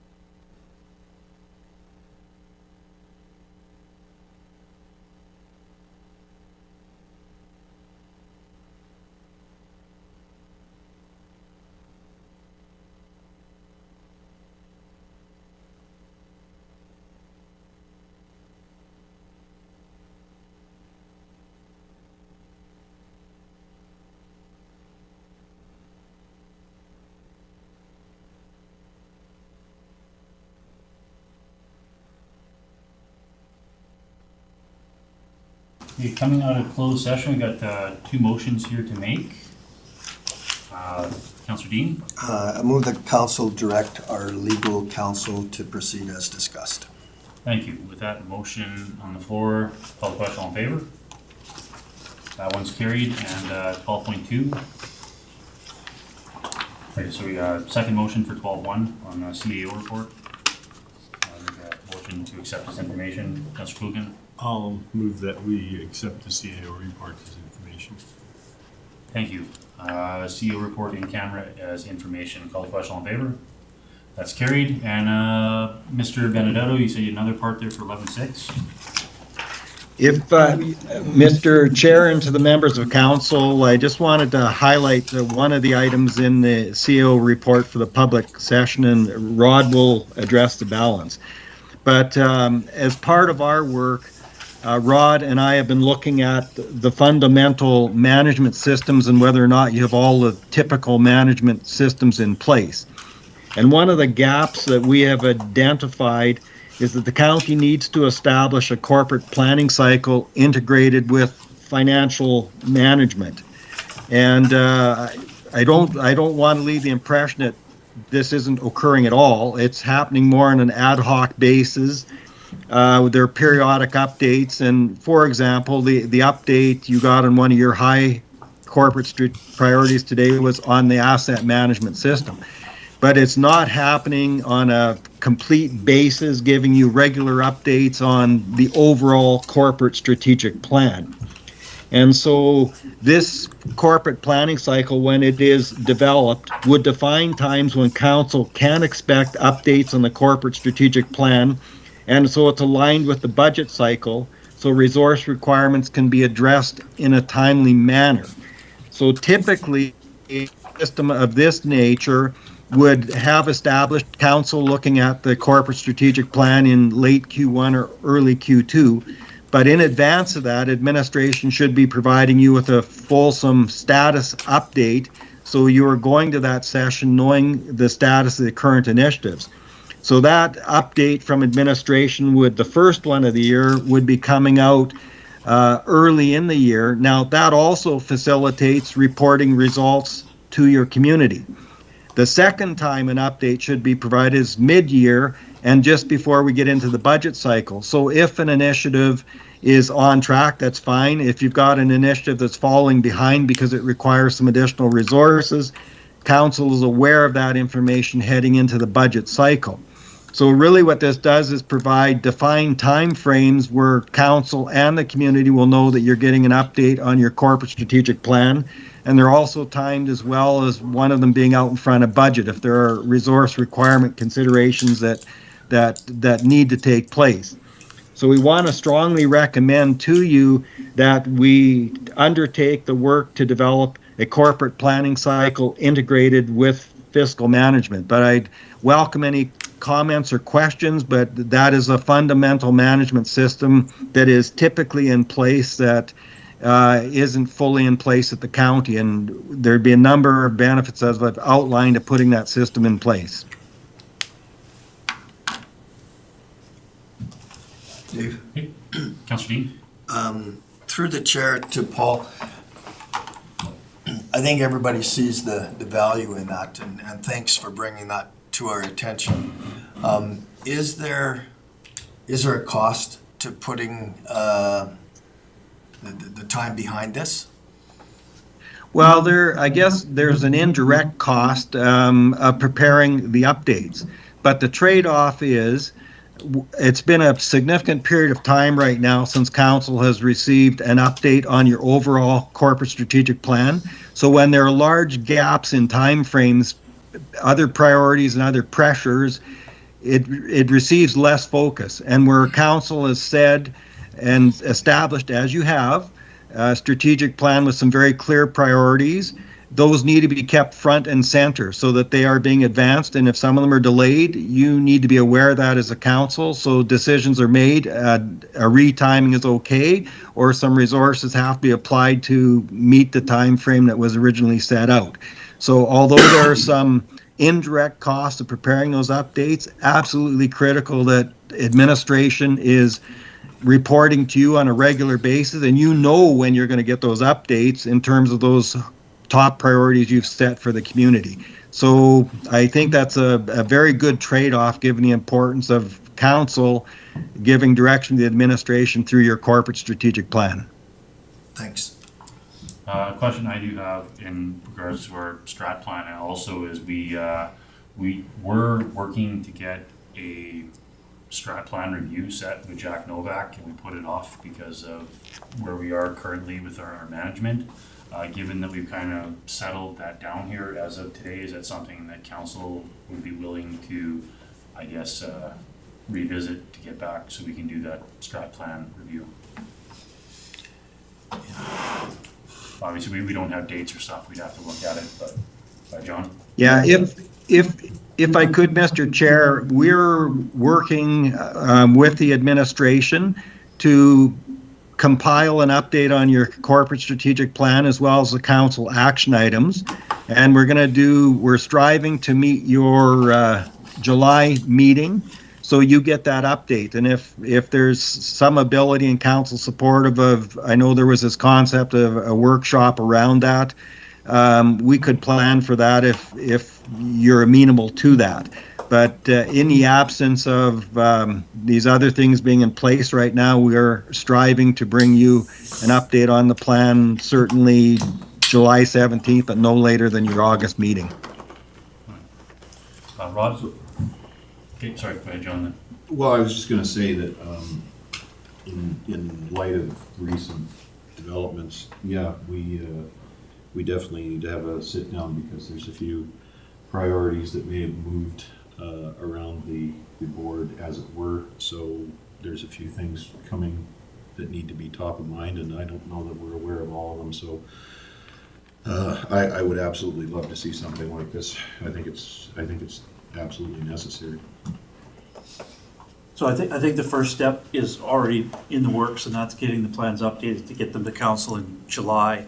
The level of service RFP is going to be due in mid-July, where we'll be able to contract somebody. But I think knowing what your levels of service are is pretty important when you're finalizing a strategic plan, because you need to be able to set some key performance indicators on your level of service directly into your strat plan. So I agree we need to update it, but I think there's some pieces missing, as Paul said, before we jump too far. Okay. Anything else? Anything else from the CAOs? Just a. Rod will cover the other items, and I may have to leave just before you're finished due to an appointment, but thank you very much. Thanks, Paul. So one on the solid waste management, I don't know if, we haven't done the council reports, but one that Paul had put here is that there's a needs assessment being done to replace the scale in the scale building, so that's one that's gonna come up. The pilot road program is in place, and I don't know how it's working. I don't know that we've had any complaints lately, but hopefully that's the case. National Indigenous Days is on June 21st, and we will be promoting awareness for that. And one more on the fire, the review of the fire commissioner stuff. Three things that we believe the county needs to promote at the provincial level is the mandated levels of service province-wide for every department. The data collection to include years of service in the provincial level again, and provincial training funds being put towards wildland fire training and cross-training with Alberta Wildfire and municipal departments. Those are three things that we've seen that need to be done in conjunction with the Office of the Fire Commissioners being reinstated. Thank you. Any questions to CAOs? Not seeing. Councilor Williams? Make a motion, council accepts the CAO report as information. Okay, thank you. With that motion on the floor, I'll call the question. All in favor? And is council okay if we take just 5 minutes? Can we make it like 10? 10? We'll make 10. We're gonna take a quick 10-minute break here after our session there, and we'll be back at 12:05.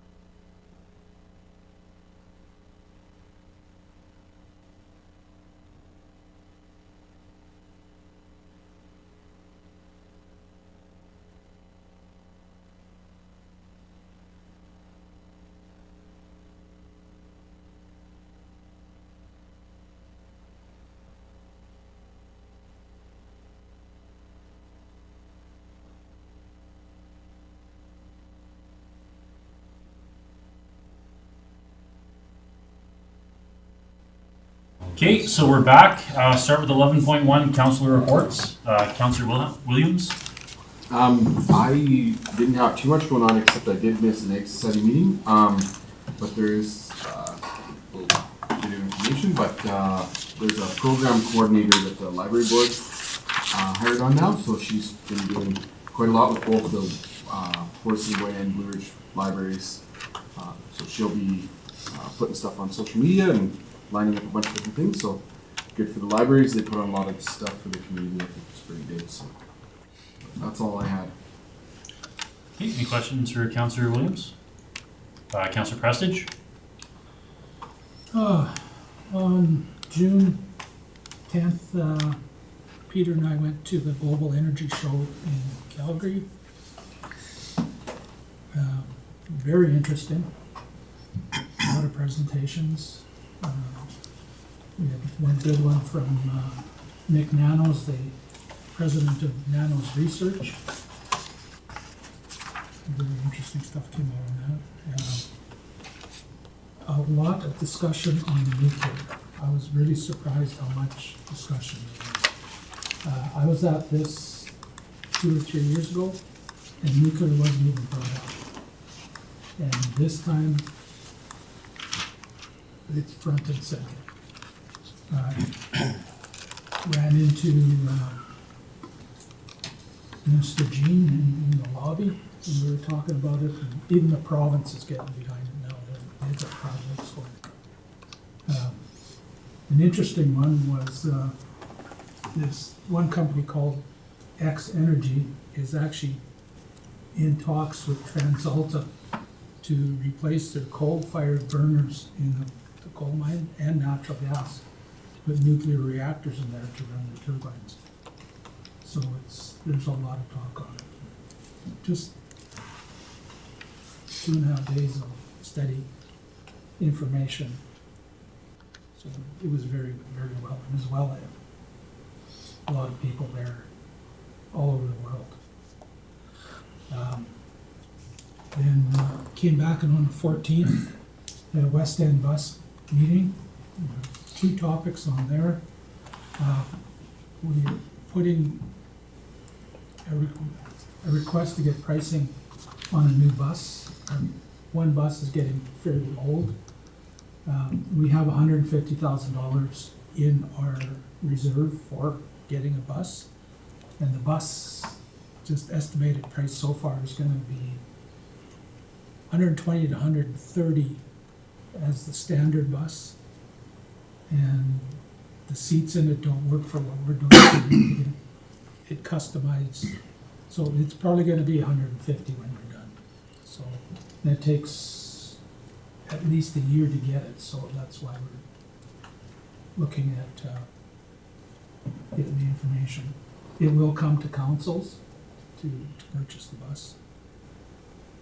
And the other thing with West End Bus is we're getting more requests from this end of the county. And they haven't been doing it because there wasn't very many requests. So we're looking at doing a pickup point out in this area. One of the problems with that is we pay 25% of the cost. Lac St. Anne pays 50%, Mayorthorpe pays 25%. So if we're gonna include this end of the county, that means there's more county residents. We should be maybe in talks with Lac St. Anne to adjust the percentage rate to compensate for the amount of people riding the bus from this area. So they didn't bring it up, but I brought it up just to be fair. So it's something we should look at. So we can maybe do a GMP meeting to discuss the West End bus. And then on the 17th, I had a protective services meeting. Interesting, all the stats are higher. All the crime stats, actually quite a bit higher. They don't know what's happening. It's right across the board. I've got all the stats here, if anybody wants to see them. The second thing with that is, the RCMP are doing a new program, it's called RAVE, R-A-V-E. It's very similar to our BARC system, but it will be the RCMP across the province. So it'll kind of work the same, the RCMP, if they have a stolen vehicle or something, and you're signed up in your immediate area, you'll get a report on it. So it's fairly simple to do. My wife did it the other day. Sheldon is getting the information. It's going to go on our website, but everybody should do it because it'll be good. And then last night I had the Eagle Tower Victim Services meeting. We're starting the process of shutting down the society. We were dealing with employees last night. And September 30th, we're done. And then we'll be just wrapping up the society probably till the end of the year to do the taxes and everything. And other than that, that's it. Thank you. Any questions for Councilor Brusich? Councilor Dean? Yeah, just one question, going back to the oil and gas show. Recent prognostication just came out that global oil demand is going to peak in 2029. And the previous numbers I'd seen were more like 2035, maybe even 2050. So is there any talk about what is reducing demand? I didn't catch anything. No. Actually, It wasn't about, I don't think it was about reducing demand. I think what it was that, you know, as we move into the energy transition, there's going to be a leveling off of what is needed from the fossil fuel industry, but it's going to continue to be at that level for a long period of time. Like, we're not going to be out of that game. I think that was the message. Yeah, the message I understood was fossil fuel is not going away. No. It's going to be there for a very long time. And they're constantly discovering new sources. Yeah. It's not, The, you know. the energy transition is going to be more in the electrical generation than, you know, cars and stuff. Like hydrogen is going to take up quite a bit of it. So. Okay. Thanks. Any other questions for Councilor Brusich? Councilor Gross? Thank you, Mr. Chair. The majority of my last 3 weeks has actually been spent out of town. I had to attend the last council meeting virtually. I was at the FCM conference down in Calgary in the midst of a water shortage, which generated some interesting conversation. But what I did get to partake of with being with representative with RMA was the RMA event that was held, and we got to welcome municipalities from all over Canada. And I think the interesting part about this was that there continues to be, whether it's in Alberta or Saskatchewan or Manitoba or Ontario or any of these provinces, we're continuing to see more and more downloading onto municipalities. They're continuing to have to do more with less. I had discussions because we'd done some really good calculations around residential tax rates. At the moment, about 46% of the taxes that you pay on your tax notice at a residential level go to the province, not the municipality, but it's our name on the tax notice. So I think residents think that all that money is going to the municipality when in fact it's not. In fact, you saw, I think on average you were seeing about a 70% of the increase that people saw on their taxes this year was not driven by the municipality. It was actually driven by the provincial requisitions for school and seniors. So it's starting to, and that doesn't even include the new police funding model, which is definitely going to go up with the contract negotiations that occurred at the federal level that the province nor the municipalities were involved with in the RCMP. So, yeah, we're reaching a difficult point, and again, this isn't unique to Alberta. It's a trend that's continuing across Canada. There's just more and more stresses being put on municipalities. And I think the key message that we were trying to get across was, as much as the urban centers are definitely needed, you know, there's education that comes out of the urban centers, there's a lot of services, recreation, things like this that are provided, but I think a fair recognition also is that rural Alberta is where your food comes from. So the resources flow from the outside in. When you look without rural Alberta, you wouldn't have the urbans. So we are the building blocks of the province. We make up a significant amount of the land mass, and I think we're currently sitting at around 48% of the GDP is actually generated out of rural at the moment for the province.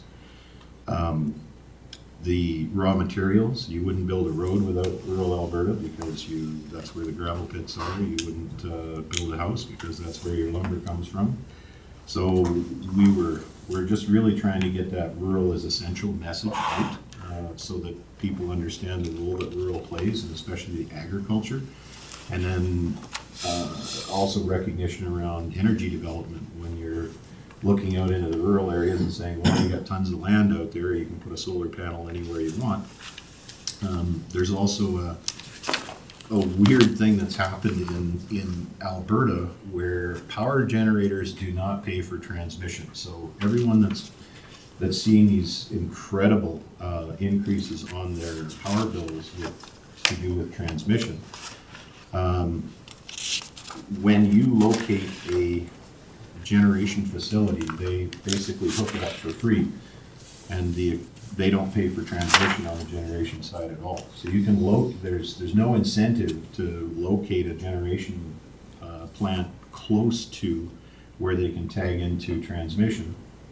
And then there's a transmission problem that occurs because you have to now start annexing land to go across private lands to run transmission from that generation.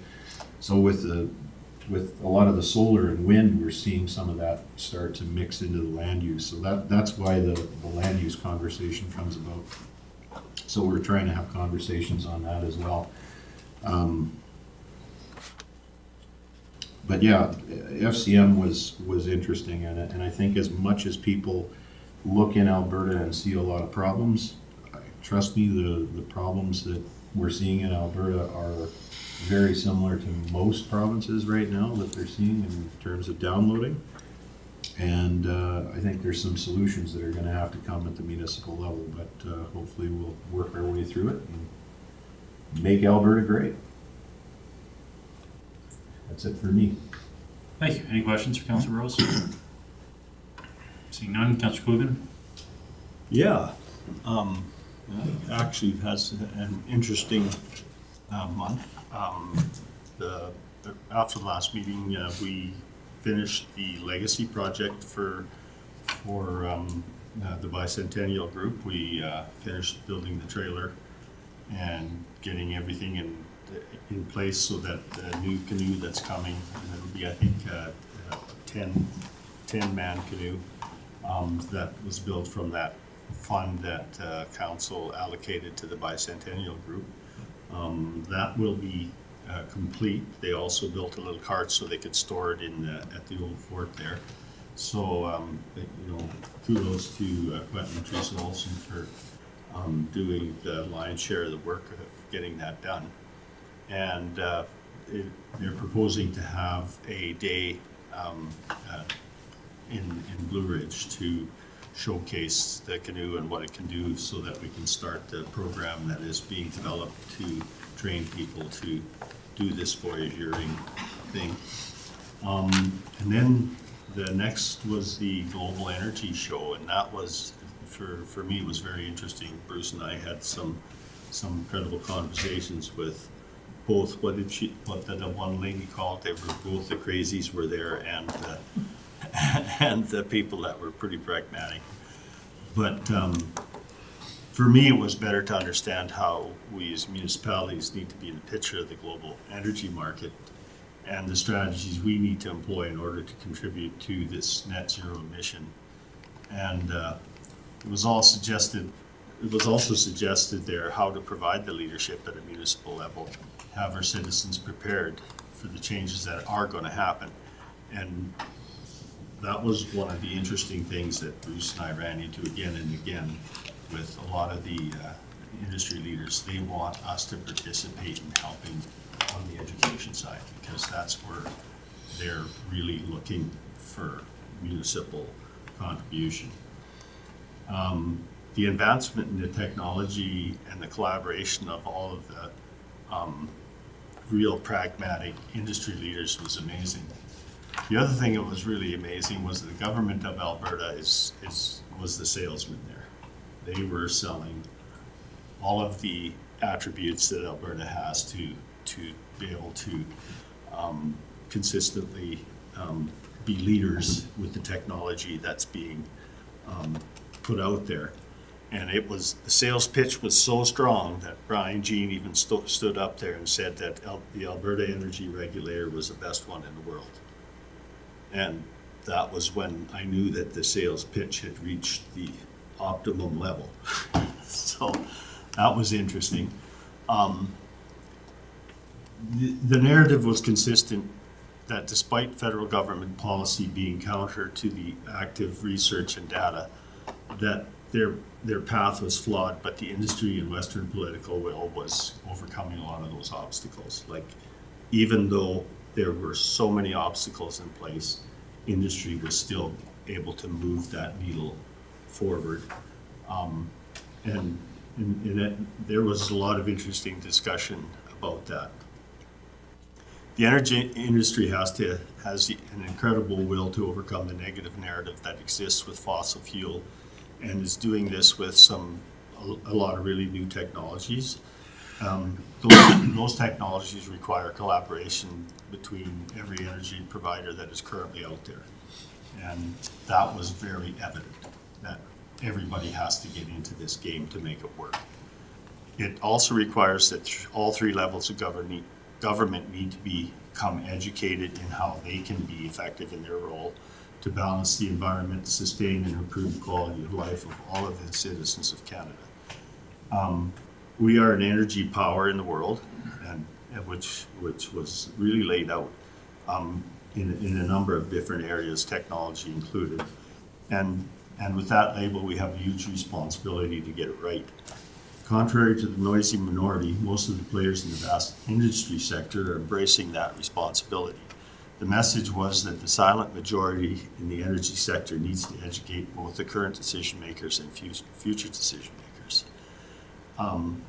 It was a general consensus that net zero emissions can be met, and it's the right thing to do. There was also consensus that it will require every energy source to meet that target, and nuclear and hydrogen will be a big part of that. We'll never diminish the need for fossil fuels, but allow it to get to a place that will continue to be an integral part of our energy future. And the message was clear that the industry is aware of their responsibility to invest in a way that protects the environment, maintains energy security, and builds social capital required to keep our standard of living. It was also notable that there were underlying criticisms that political ideology and activist movements were hindering the development of a good strategic energy policy. So my takeaway was that the critical areas that we can work in and partner with is fairly simple, and that was in education. A lot of political leaders at every level of government do not sit with industry, nor do they listen to the very real challenges that lack of good sound policy makes in achieving net zero. The current education system has not provided either the critical thinking skills nor the sense of opportunity in our new reality, and the energy sector is currently challenged to find a competent workforce that sees the incredible need for the emerging technology sector. They understand that the resources that generate all of our economic sustainability comes from rural Alberta, which John just mentioned. And we need to get that into the process of education. And we can become part of that. So it was for us, it was a really big eye opener that the path that we've chosen to go down to try to get industry to come to our area and educate our people and create a template that we can actually build throughout the province is really good. And then on the 15th of June, I judged Lemonade Day, which was fun. It always is. And then last night I attended the land use bylaw open house, and I have to give credit to Joan and Josh and all of the crew that was involved in there. I did get some comments that there's a lot of good ideas there that need to be that we need to look at as a municipality. What I was disappointed in was that there wasn't a lot of people that came to that open house, which is I guess kind of the standard. And with my regional economic development responsibility, I did attend an advisory circle in Lamont, and then sat down and developed a template that I did give to, with my daughter, that I did give to Bert for our economic development committee to have a look at, to show just how important the agriculture sector is, and that we need to work on food security as well because of the emerging things. So that was my last 2 weeks. Thank you. Any questions for Councillor Gilligan? Just a comment. It didn't matter who we talked to at that show about the educational part. They wanted to be involved in it. Yeah. I have 2 contacts. I just got an email from one of the head guys at Heidelberg doing that carbon capture. They want to come up here and do a presentation when we do an educational project. We also, there's a lady that was from the University of Alberta. Yes. They want to be involved in developing a strategy that can go into the post-secondary. And there was a number of companies that expressed interest in not necessarily selling the industry, but having people understand the importance of us being involved, having these things in our strategic plan. So we've got some really good contacts to develop. And what's interesting is on the educational part, they want to put the good things that will come out of it and also discuss the not so good things. So they want people totally educated on this new energy transition. We ran into Minister Rebecca Schultz in a trade show, and we were talking to her about it, and her comment was, anything I can do to help you, just let me know. So we're getting a lot of good from pretty much everybody we talk to. That's coming up. Thank you. Any other questions for Councillor Gilligan? So any, Councillor Dean? Thank you, Mr. Reid.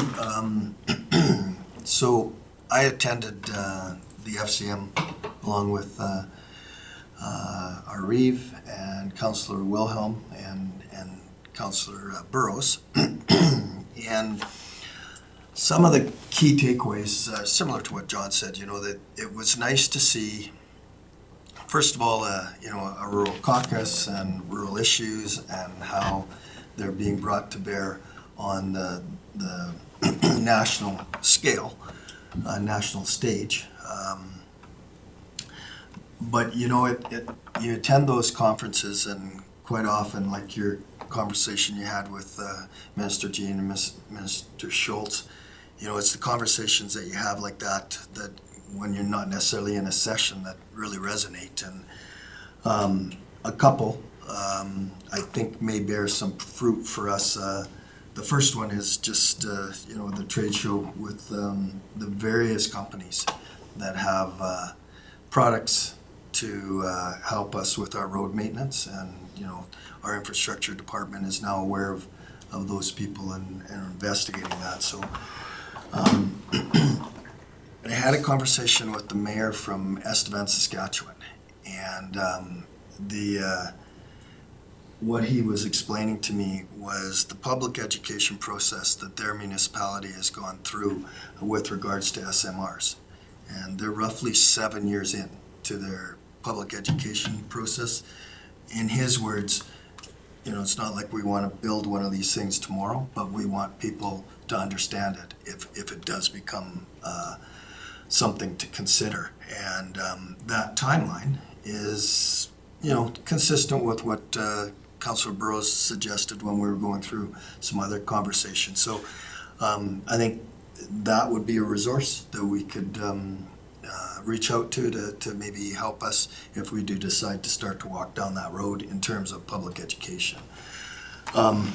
We also, so the three of us had a dinner with 3 councillors from the town of Whitecourt, which it sounds kind of innocuous, but it was just another one of those steps along the way to coming to the type of relationship that we want. The conversations weren't of the in-camera nature, but they certainly showed that there's a willingness on both sides to get going in that direction. So that was really positive. I did spend a week away, but my phone and email followed me, and I had numerous conversations with residents trying to understand their tax bills. And, at the end of every one of those conversations, they understood, and they understood the different assessment classes. And for most of them, they hadn't gone through their tax notice in that detail before. They just looked at that bottom line number.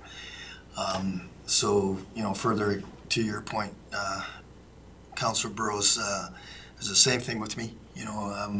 When they saw the increases and the percentage increases relative to the tax coming back to our municipality, they saw that we were merely a collector for the province, and the province was raising theirs, and we were doing our best job to keep to that 3% threshold that we voted for.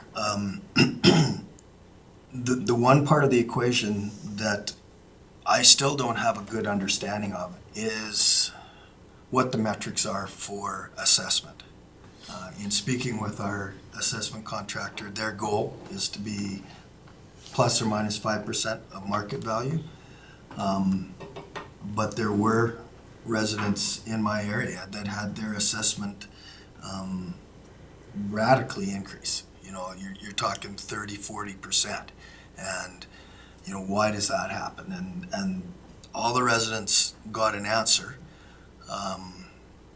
I'm not sure that they all understood the answer, and I'm not sure that I understand that answer either. So I'd like to, at a future presentation by our assessment contractor, I'd like to get a better understanding of exactly how they derive those assessments, because in some cases, year over year, there were these significant increases that were difficult to understand. And that's about it for me. Any questions, Councillor Dean? That's Bruce. Can I just add one topic to that discussion around assessment too? I recently ran into a chart that was talking about when they were trying to compare municipalities through equalized assessment. And I asked at least half a dozen people that are actually in finance to explain to me, like I was 2, equalized assessment, and none of them could. Because they're not necessarily in that realm, and they had to kind of deal with it, so they have a basic understanding of it. And I know that even when it comes to arbitrations and cost-sharing deals and some of these things the province wants to base a lot of this on equalized assessment. So I would absolutely support your conversation around not only the residential assessment, but also the DIP, which is done at the provincial level, and the machinery and equipment, M&E, and then an explanation around equalized assessment as well, so that council's well versed in that. And I think it's going to become a really relevant conversation with the province now tackling the assessment model review. And one of the things that the province is trying to do with the assessment model review is influence tax policy. And tax policy is kind of how you apply your taxes to the assessment, and assessment is supposed to be a fair market value in most cases. In some cases, you got regulated assessment like farmland. So if you look at farmland, the way it's assessed, we could actually we could increase our mill rate. We could probably triple it, the mill rate, and we would generate maybe an extra $70,000-$80,000. I mean, it wouldn't be. It's negligible, and that's because of the assessment. So I think with the assessment model reviews, the different classes, and this is one of the pieces that we're trying to work with the provinces, and they're going to change that assessment model review in 4 pieces. And I kind of look at this like the old game tip it. You remember you take something off one side and it starts to tip over? Because if they're pulling down assessment in one area and then locking us into some of these 5-to-1 ratios on rates, we could be in a real revenue crunch. So I think this is a really important topic going forward. So I just, to reinforce Councillor Dean's point. Any other questions for Councillor Dean? Not see any. Move on. I guess my highlight over the last couple of weeks was obviously Lemonade Day. I enjoy going there and supporting the kids. Unfortunately, we only had one kid show up in the for Woodlands County. So by default, he managed to win all 3 awards. So paid off for him, and they brought a food truck and everything, so it was great. Going to kind of go back to the solid waste management discussion that we were at there. Part of the needs assessment they're looking at around the scale and the scale shack is they had a consultant come back with multiple options and just trying to see which option fits best. They have a couple different lengths of scales, and I think it was 4 options on the scale house, different widths, lengths. The one that they were recommending for the scale shack was the smallest, but they were also finding that there is a need for a secondary washroom, which is one of the other options that they have in that. Just one size up. Basically, it's an office, a storage room, a lunchroom, and then a bathroom for staff and a bathroom for the public. Just so they do have them coming in, and the current, capacity they have to come through their office area and through the staff and everything to get to it, to utilize it. They said it doesn't happen often, but it's still something that they have to have for the public, and it's there, and they're finding that having it shared with administration, the workers out there can kind of pose problems in the capacity they have. So they are taking a look at that in a whole and just kind of see which options and what will roll out. YRL had a meeting here this past Monday. Biggest thing they're looking at is trying to amend their bylaws for their meeting procedures to be able to allow delegates or speakers to be able to make presentation, which is something they currently don't have. So they were opening it up to that. And then I was at FCM following our last council meeting there for the remainder of that week. Like Councillor Dean alluded to, it was nice sitting down with our counterparts of the town there, having dinner, be able to that camaraderie a little bit, and just good conversation.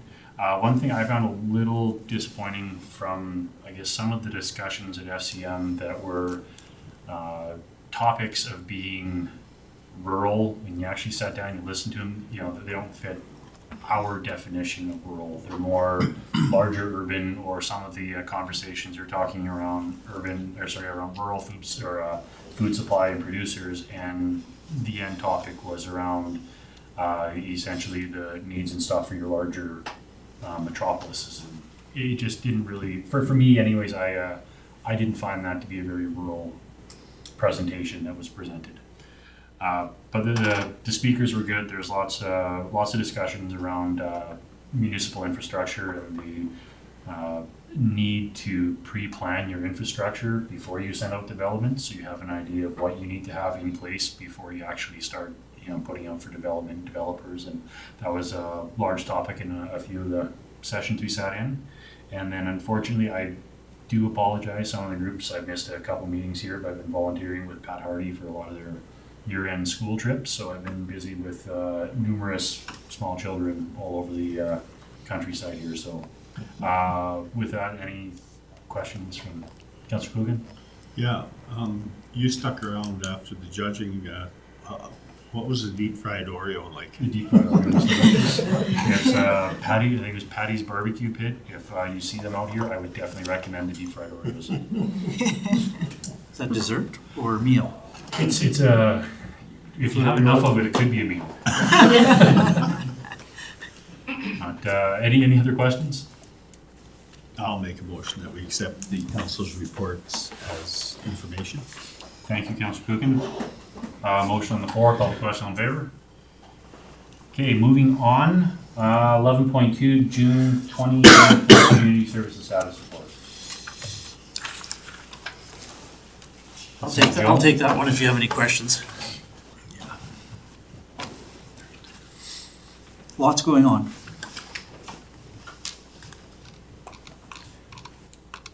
Councillor Dean? You asked if I have any questions. I don't have any questions. I'd be prepared to make a motion that we accept the June 2024 Community Services Status Report as information. Thank you. Any discussion to that motion? Not seeing any, call the question, all in favor? That one is carried. 11.3 Corporate Services Report. Thank you, Mr. Chair. So just quick highlights here. We had the asset management presentation earlier, so I won't go into that, but just highlighting on the finance side, we plan on providing council a variance report to mid-year at our August meeting, so that will be coming, and the idea with that is to give council a sense of where we're at today with some projection of where we're going, and using this process, both this variance coming up for June and the one in September, as a springboard for our planning and our budget for 2025, so that we're starting to think about what are resources that are needed. So we'll be working with our managers and assessing all of that, so that council is getting a clear picture of what's happening on the finance side on that end. Our team has been quite busy with a lot of other things going on, and including our policy development is going to be a great focus on various ends. And other than that, right now, being so new, I don't have a lot. Still learning the processes here and just working with the team, and everyone has been super great with making me feel at home this 3 weeks and a half since I've been here. And I definitely wanted to say kudos to my staff for the great work that they have been doing. Kara and her team over there, they're awesome with asset management, keeping us on track. And Lan and her team has been really holding down finance over the past few months with the influx in the corporate service director position, and including the work that Alia is doing, and our IT over there is great. Thank you. Yes, great support there. And of course, Andrew has been very instrumental with just getting me up to speed on things, and I want to extend thank you also for that. Thank you. Any questions, council? Not seeing any. Can I get a motion? Councilor Burrows? I'll make a motion that council accepts the corporate services report as information. Thank you, Counselor. With that, I call the question in favor. That is carried. And Jeff, up to you for the infrastructure service report. Thank you, Worship, members of council. I will provide updates on select capital projects, and then after that I will move on to the operations update. Feel free to stop me in any time if you have any questions or you would like more information on specific items. On the capital project side, we will have 2 new grader units arriving either this month or next month. These were graders ordered in 2023. They are 2023 budget items. Moving into the 2023 capital carry forward projects, the building assessment, the interim report has been received. We're reviewing with asset management teams, and hopefully in the next month or so we'll finalize the report. And we can take information for next budget cycle for planning of future expenditures. For Highlight Canyon, we have started, we have asked the consultant to start processing, redesigning, and rewriting the tender package, preparing for a late summer tender. For tandem plow center truck, we will receive 1 truck in August 2024. Moving on to the 2024 budget projects, 6 pickup trucks has been received by the county. All 6 trucks are either in use or ready for use.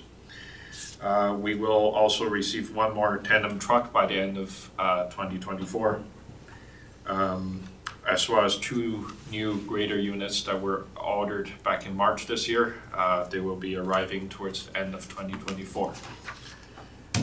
Flipping to next page, the skid steer was coming last week. We have received it, as well as the rubber tire backhoe that was supposed to receive last week, and we have received it also. Erosion repair for Range Road 110, we have received a report from the consultant on the repair option, and I have asked the consultant to start on design in getting a package so I can send to contractors for some quotes and target to have the repair completed in the current year. Terminal upgrades for the airport, it's complete. Airport engineering is proceeding. We expect to have the design completed in fall of 2024. Township Road 584, you have heard earlier today. The co-mix review, the consultant is proceeding with that work. We're still targeting for a report from the consultants in August, September timeline. Councillor Dean. Through the chair to Mr. Zhang, just for anybody that's listening or perhaps has opened up this agenda, just want to clarify that the $658,000 that's in the budget there is not all for the consultant. It's I think we had kind of allocated, we thought about $200,000 of that this year would go to the consultant, and then we were going to keep the rest in. Through the chair to Councillor Dean, that's correct. The numbers are per the capital budget, Sure. which is a whole number. Sure.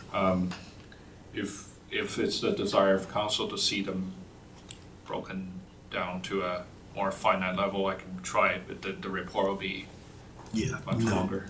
No, pardon me. It was just, again, for anybody that's listening that wasn't privy to the prior conversations, so that they understood what that number meant. I will continue with the update. Carson's Drive Engineering, this is work that's lumped with the few projects on the next page. I'll leave to next page. Next page at page 111, Cubbanks Road. we will be receiving a report from the consultant on the option evaluation between a number of short-term, medium-term, and long-term solutions. And that report is coming to me later this month. I will bring information back to council at the next council meeting. Moving on to the 2024 projects that carry forward to 2025. The two bridge file replacement, we're proceeding with design and application for environmental. The next 5 projects: West Mountain Road, Bus Pulver, Administration Access Road and Parking Lot, East Mountain Road, West Mountain Road, as well as Airport Access Road, as well as the previous page, Carson's Drive. All 6 items are lumped into one single engineering RFP. The RFP has closed. I've received 7 proposals, and my team will be reviewing those proposals and evaluate and bring back to council in the next council meeting for a recommendation for award. That's the update on capital projects. I'm just going to stop for a few seconds to see if there's any questions before I move into operations.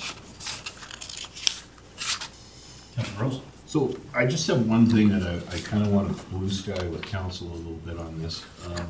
And it primarily it has to do with our new Director of Infrastructure and our new CAO structure and everything that's going on. And I guess I think he's indicated that he's going to look at the services as a whole and how to efficiently deliver them and some of these things. So when I look at, and this is one of the reasons why I was hesitating on some of the equipment that we had picked in the past. We were doing them on recommendations to, and I'll use the phrase to kind of return to doing business as usual, and there may be an opportunity to return to doing business better than usual so that we can improve things a little bit. I'm looking for council support so that we kind of take the reins off of our Director of Infrastructure a little bit when it comes to things like, for example, grader units that we've ordered in the past that are still a few months away.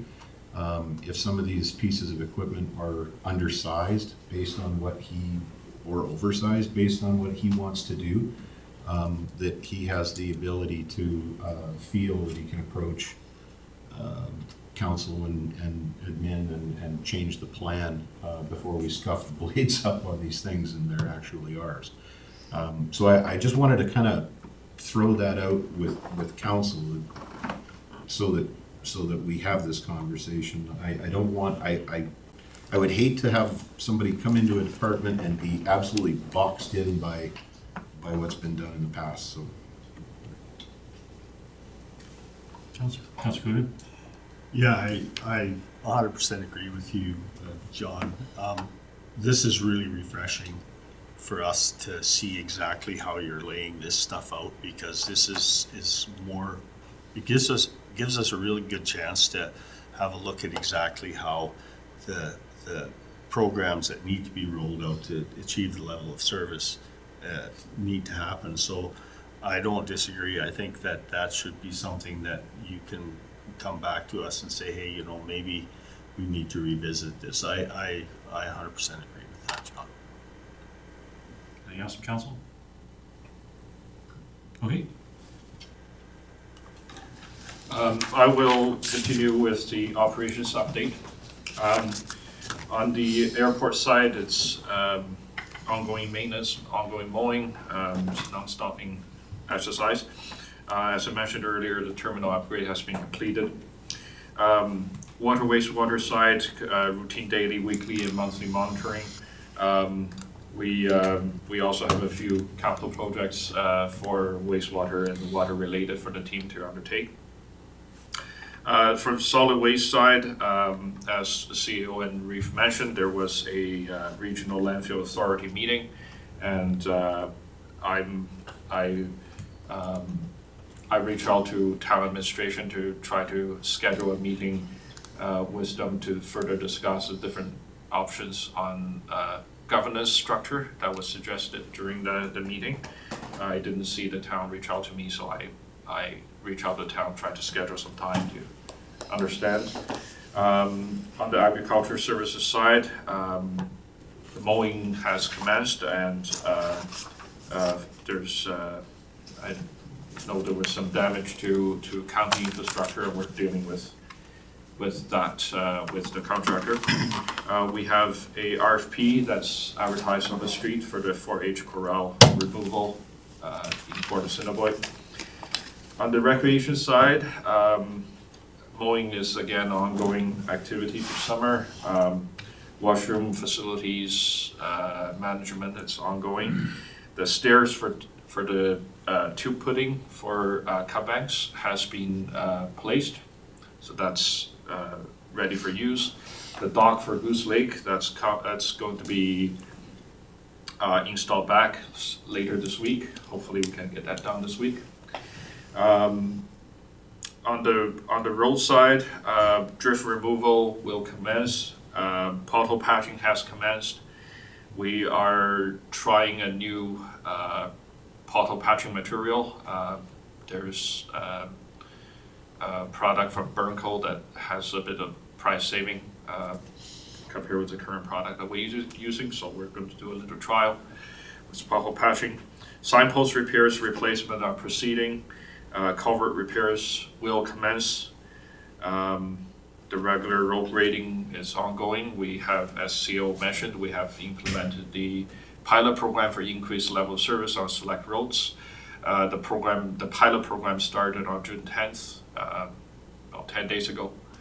I've been keeping an eye on the requests side, and I didn't see too many complaints in the past 10 days regarding those roads. Councillor Dean? Speaking of that pilot program, just wanted to bring up one road in particular, that's Range Road 120. There's been numerous complaints. I don't know if they're all in the service tracker, but certainly complaints to the councillor in that area. And I went for a drive the other day, and it's not in good shape right now. Just wondering if that is an area of focus. Through the chair to Councillor Dean, first of all, I would encourage if councillors are receiving complaints from people, please do encourage them to register them as a service tracker so we can track them, or forward onto administration so we can register for them. Number two, this is the, I personally didn't drive Red Road 120 in the past 10 days, but I will talk to the road supervisor to see sure when is the next time we can be there. It might be enlightening just to go for a cruise. Okay. Councillor Cogan?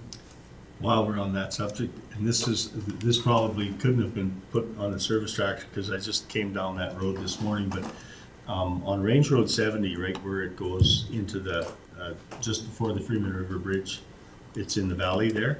And it looks to me like the utilities companies did a road crossing there, and that road is completely punched out. There was water in those ruts this morning.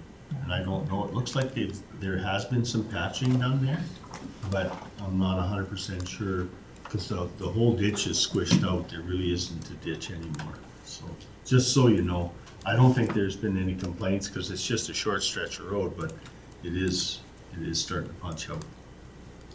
So Chair to Councillor Kuka, I'll get the road supervisor to take a look. Okay. If I may. Yeah, feel free, John. I'll continue with my updates. The graveling program has commenced. We've finished the first phase. We're going to start the second phase sometime in July. Calcium program has commenced and completed for the first application. We'll assess the situation, see if we need to do another application later.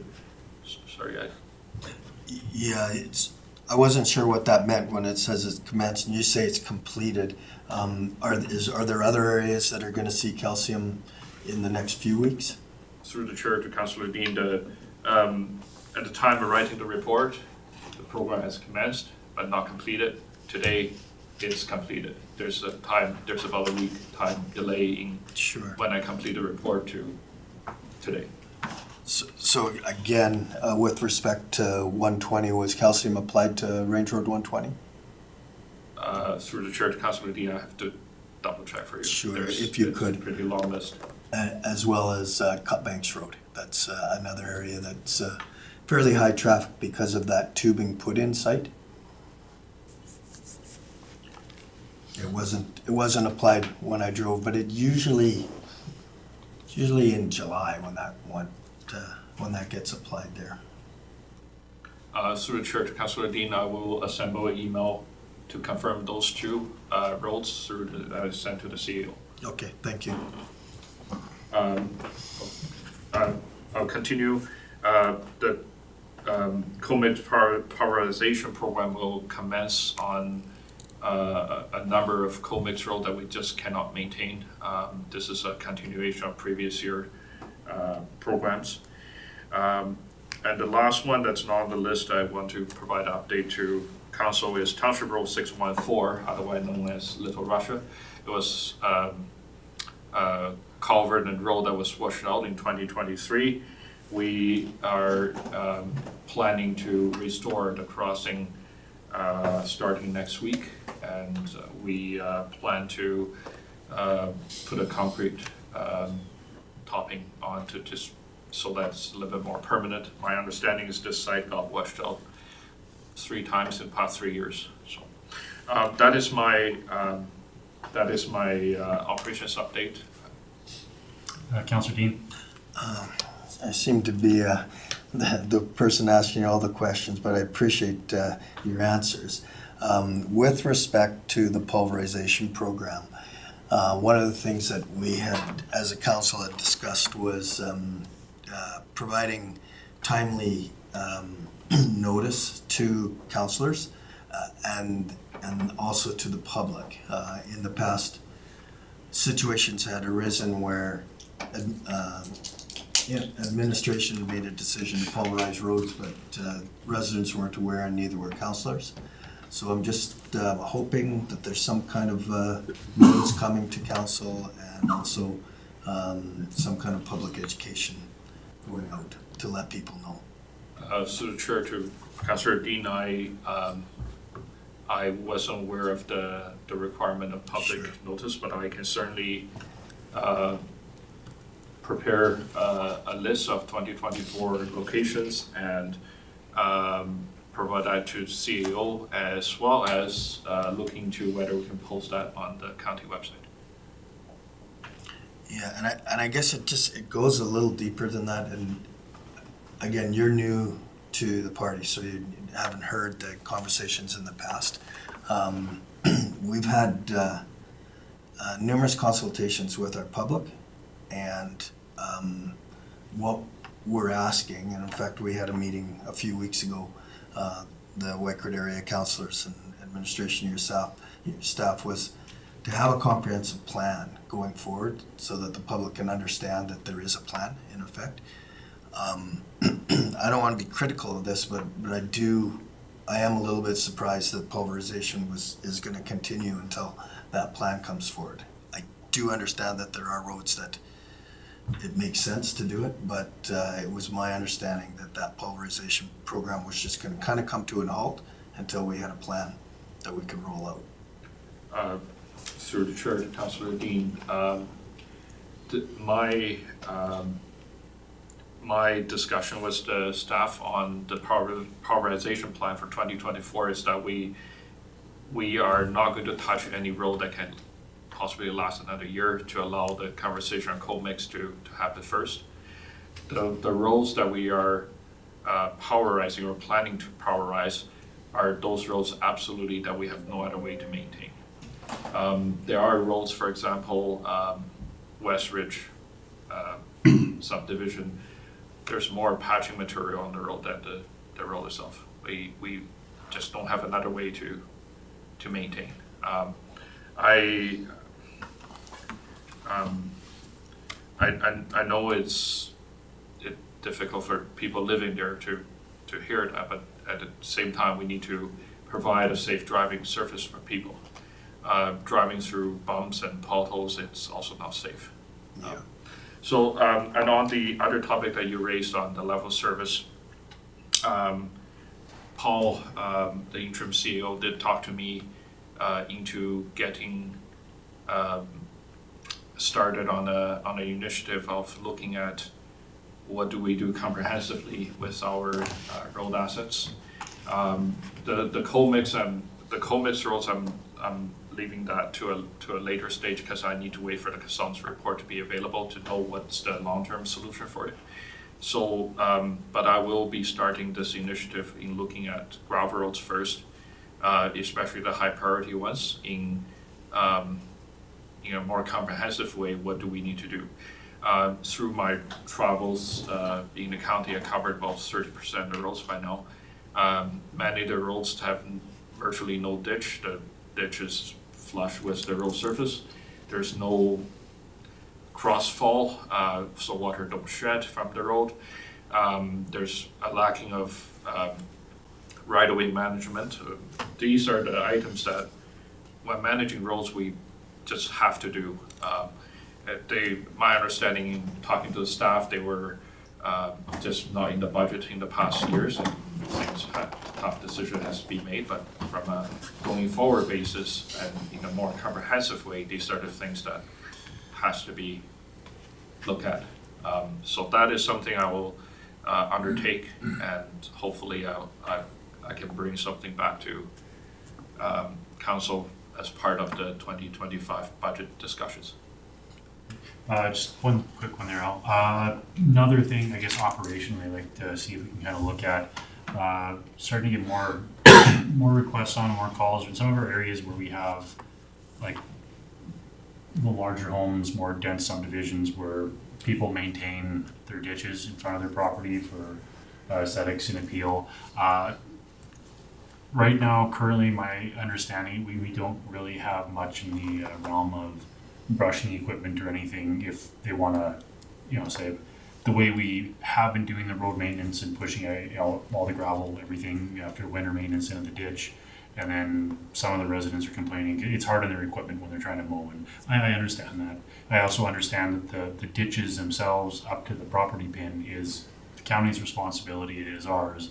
But for aesthetics in those subdivisions, our residents, and a lot of them kind of group together that do take care of those.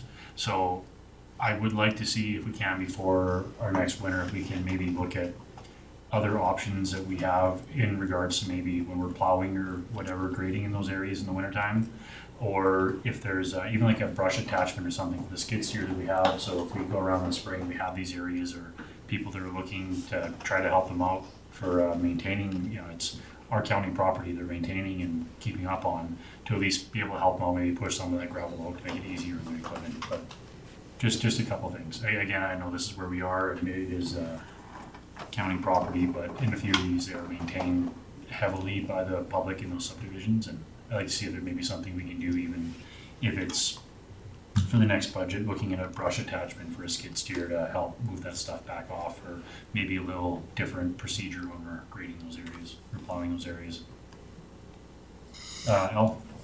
Yeah, I think one of the pieces that was missing from that meeting that we had with yourself and Paul and Rod and John and Jeremy and myself was the fact that when council elected to put $648,000 into the budget, the recommendation right away came from administration that money, we don't want that money to go into a road, like you say, that has no ditching and it needs to be significantly rebuilt. So the thought initially was, let's prioritize a few. And in the first year, we'll look at those ones. And then the recommendation came from council that it would be, from a planning perspective and an overall road rehab point of view, it would make sense to have a consultant come in and come up with a plan, because there simply wasn't time for the infrastructure department to do that. We had kind of ballparked about 200,000, which still left, almost $500,000 that we could use. And I'm just a little bit alarmed to hear that the pulverization process program is carrying on with the lack of notice to council and the lack of notice to the public. And this is not a criticism of you sitting in that chair. This is what you've inherited. And obviously that message didn't get across, was that, we really want a plan, and we recognize from a resident's point of view that if they have this level of service and then we change it, that there's a change in service for them. And so this is all part of the service review that we're going through, and we've had meetings talking about potential local improvement tax. So there's a lot of layers to this discussion.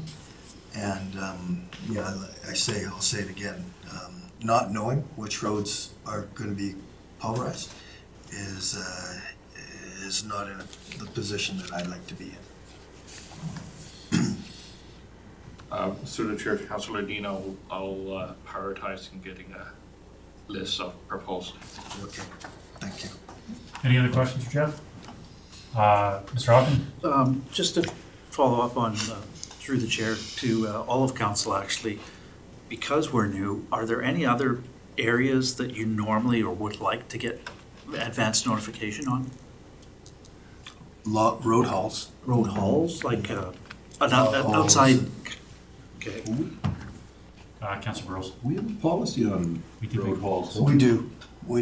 I thought we created that. After the We did, because of the lack of notice. After the last time, right? So. Yeah. So within there is a policy on hauls, so that the public is notified, because there's signage and there's something along those lines that has to come up, so. Yeah. Yeah.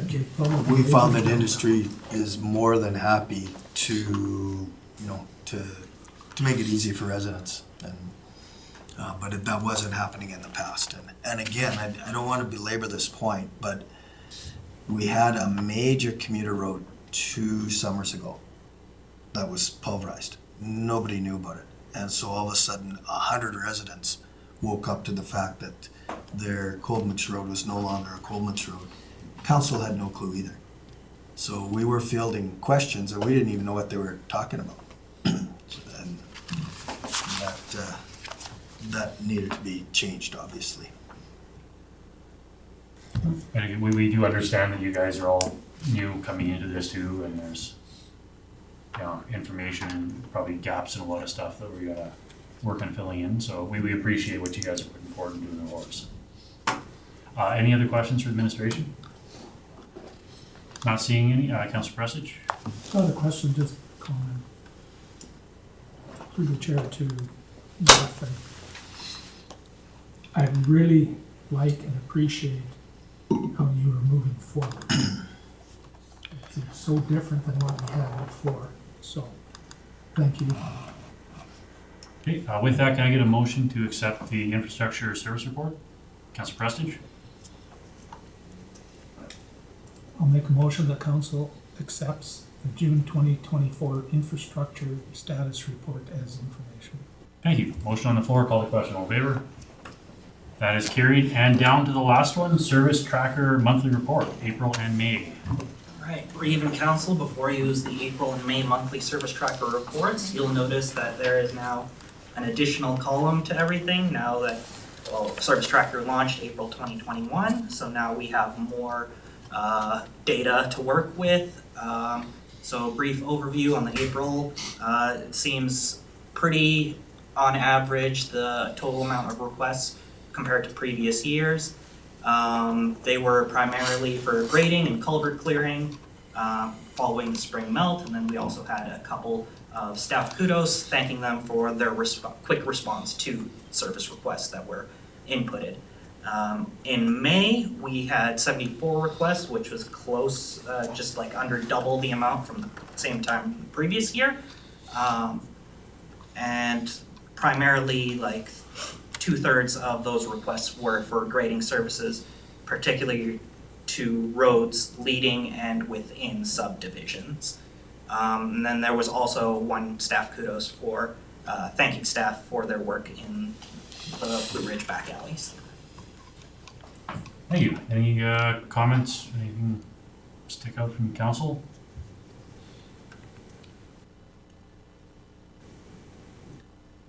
See my division starting to make more calls, so. Councilor Prestige? On the Blue Ridge side, on the old Blue Ridge Highway, Blue Ridge Division 5 only goes about 3/4 of the way down the hill. The rest is between Jeremy's and John's. So it's not all Blue Ridge. So I yeah, will be according fielding to phone calls to the proper councillors. our mapping software has the divisions on that road, so kind of have to pick which side it would go to. Yeah, it goes down about 3/4 of the way down. Yeah. Okay, anything else from council? Councilor Dean? I was going to make a motion that council accepts the April and May monthly service tracker reports as information. Thank you, councillor. With that, I'll call the question. All in favor? That brings us to final motion, number 13 minutes. Councillor Williams. I'll make a motion to adjourn. Awesome, thank you. No discussion on that, call the question. All in favor? And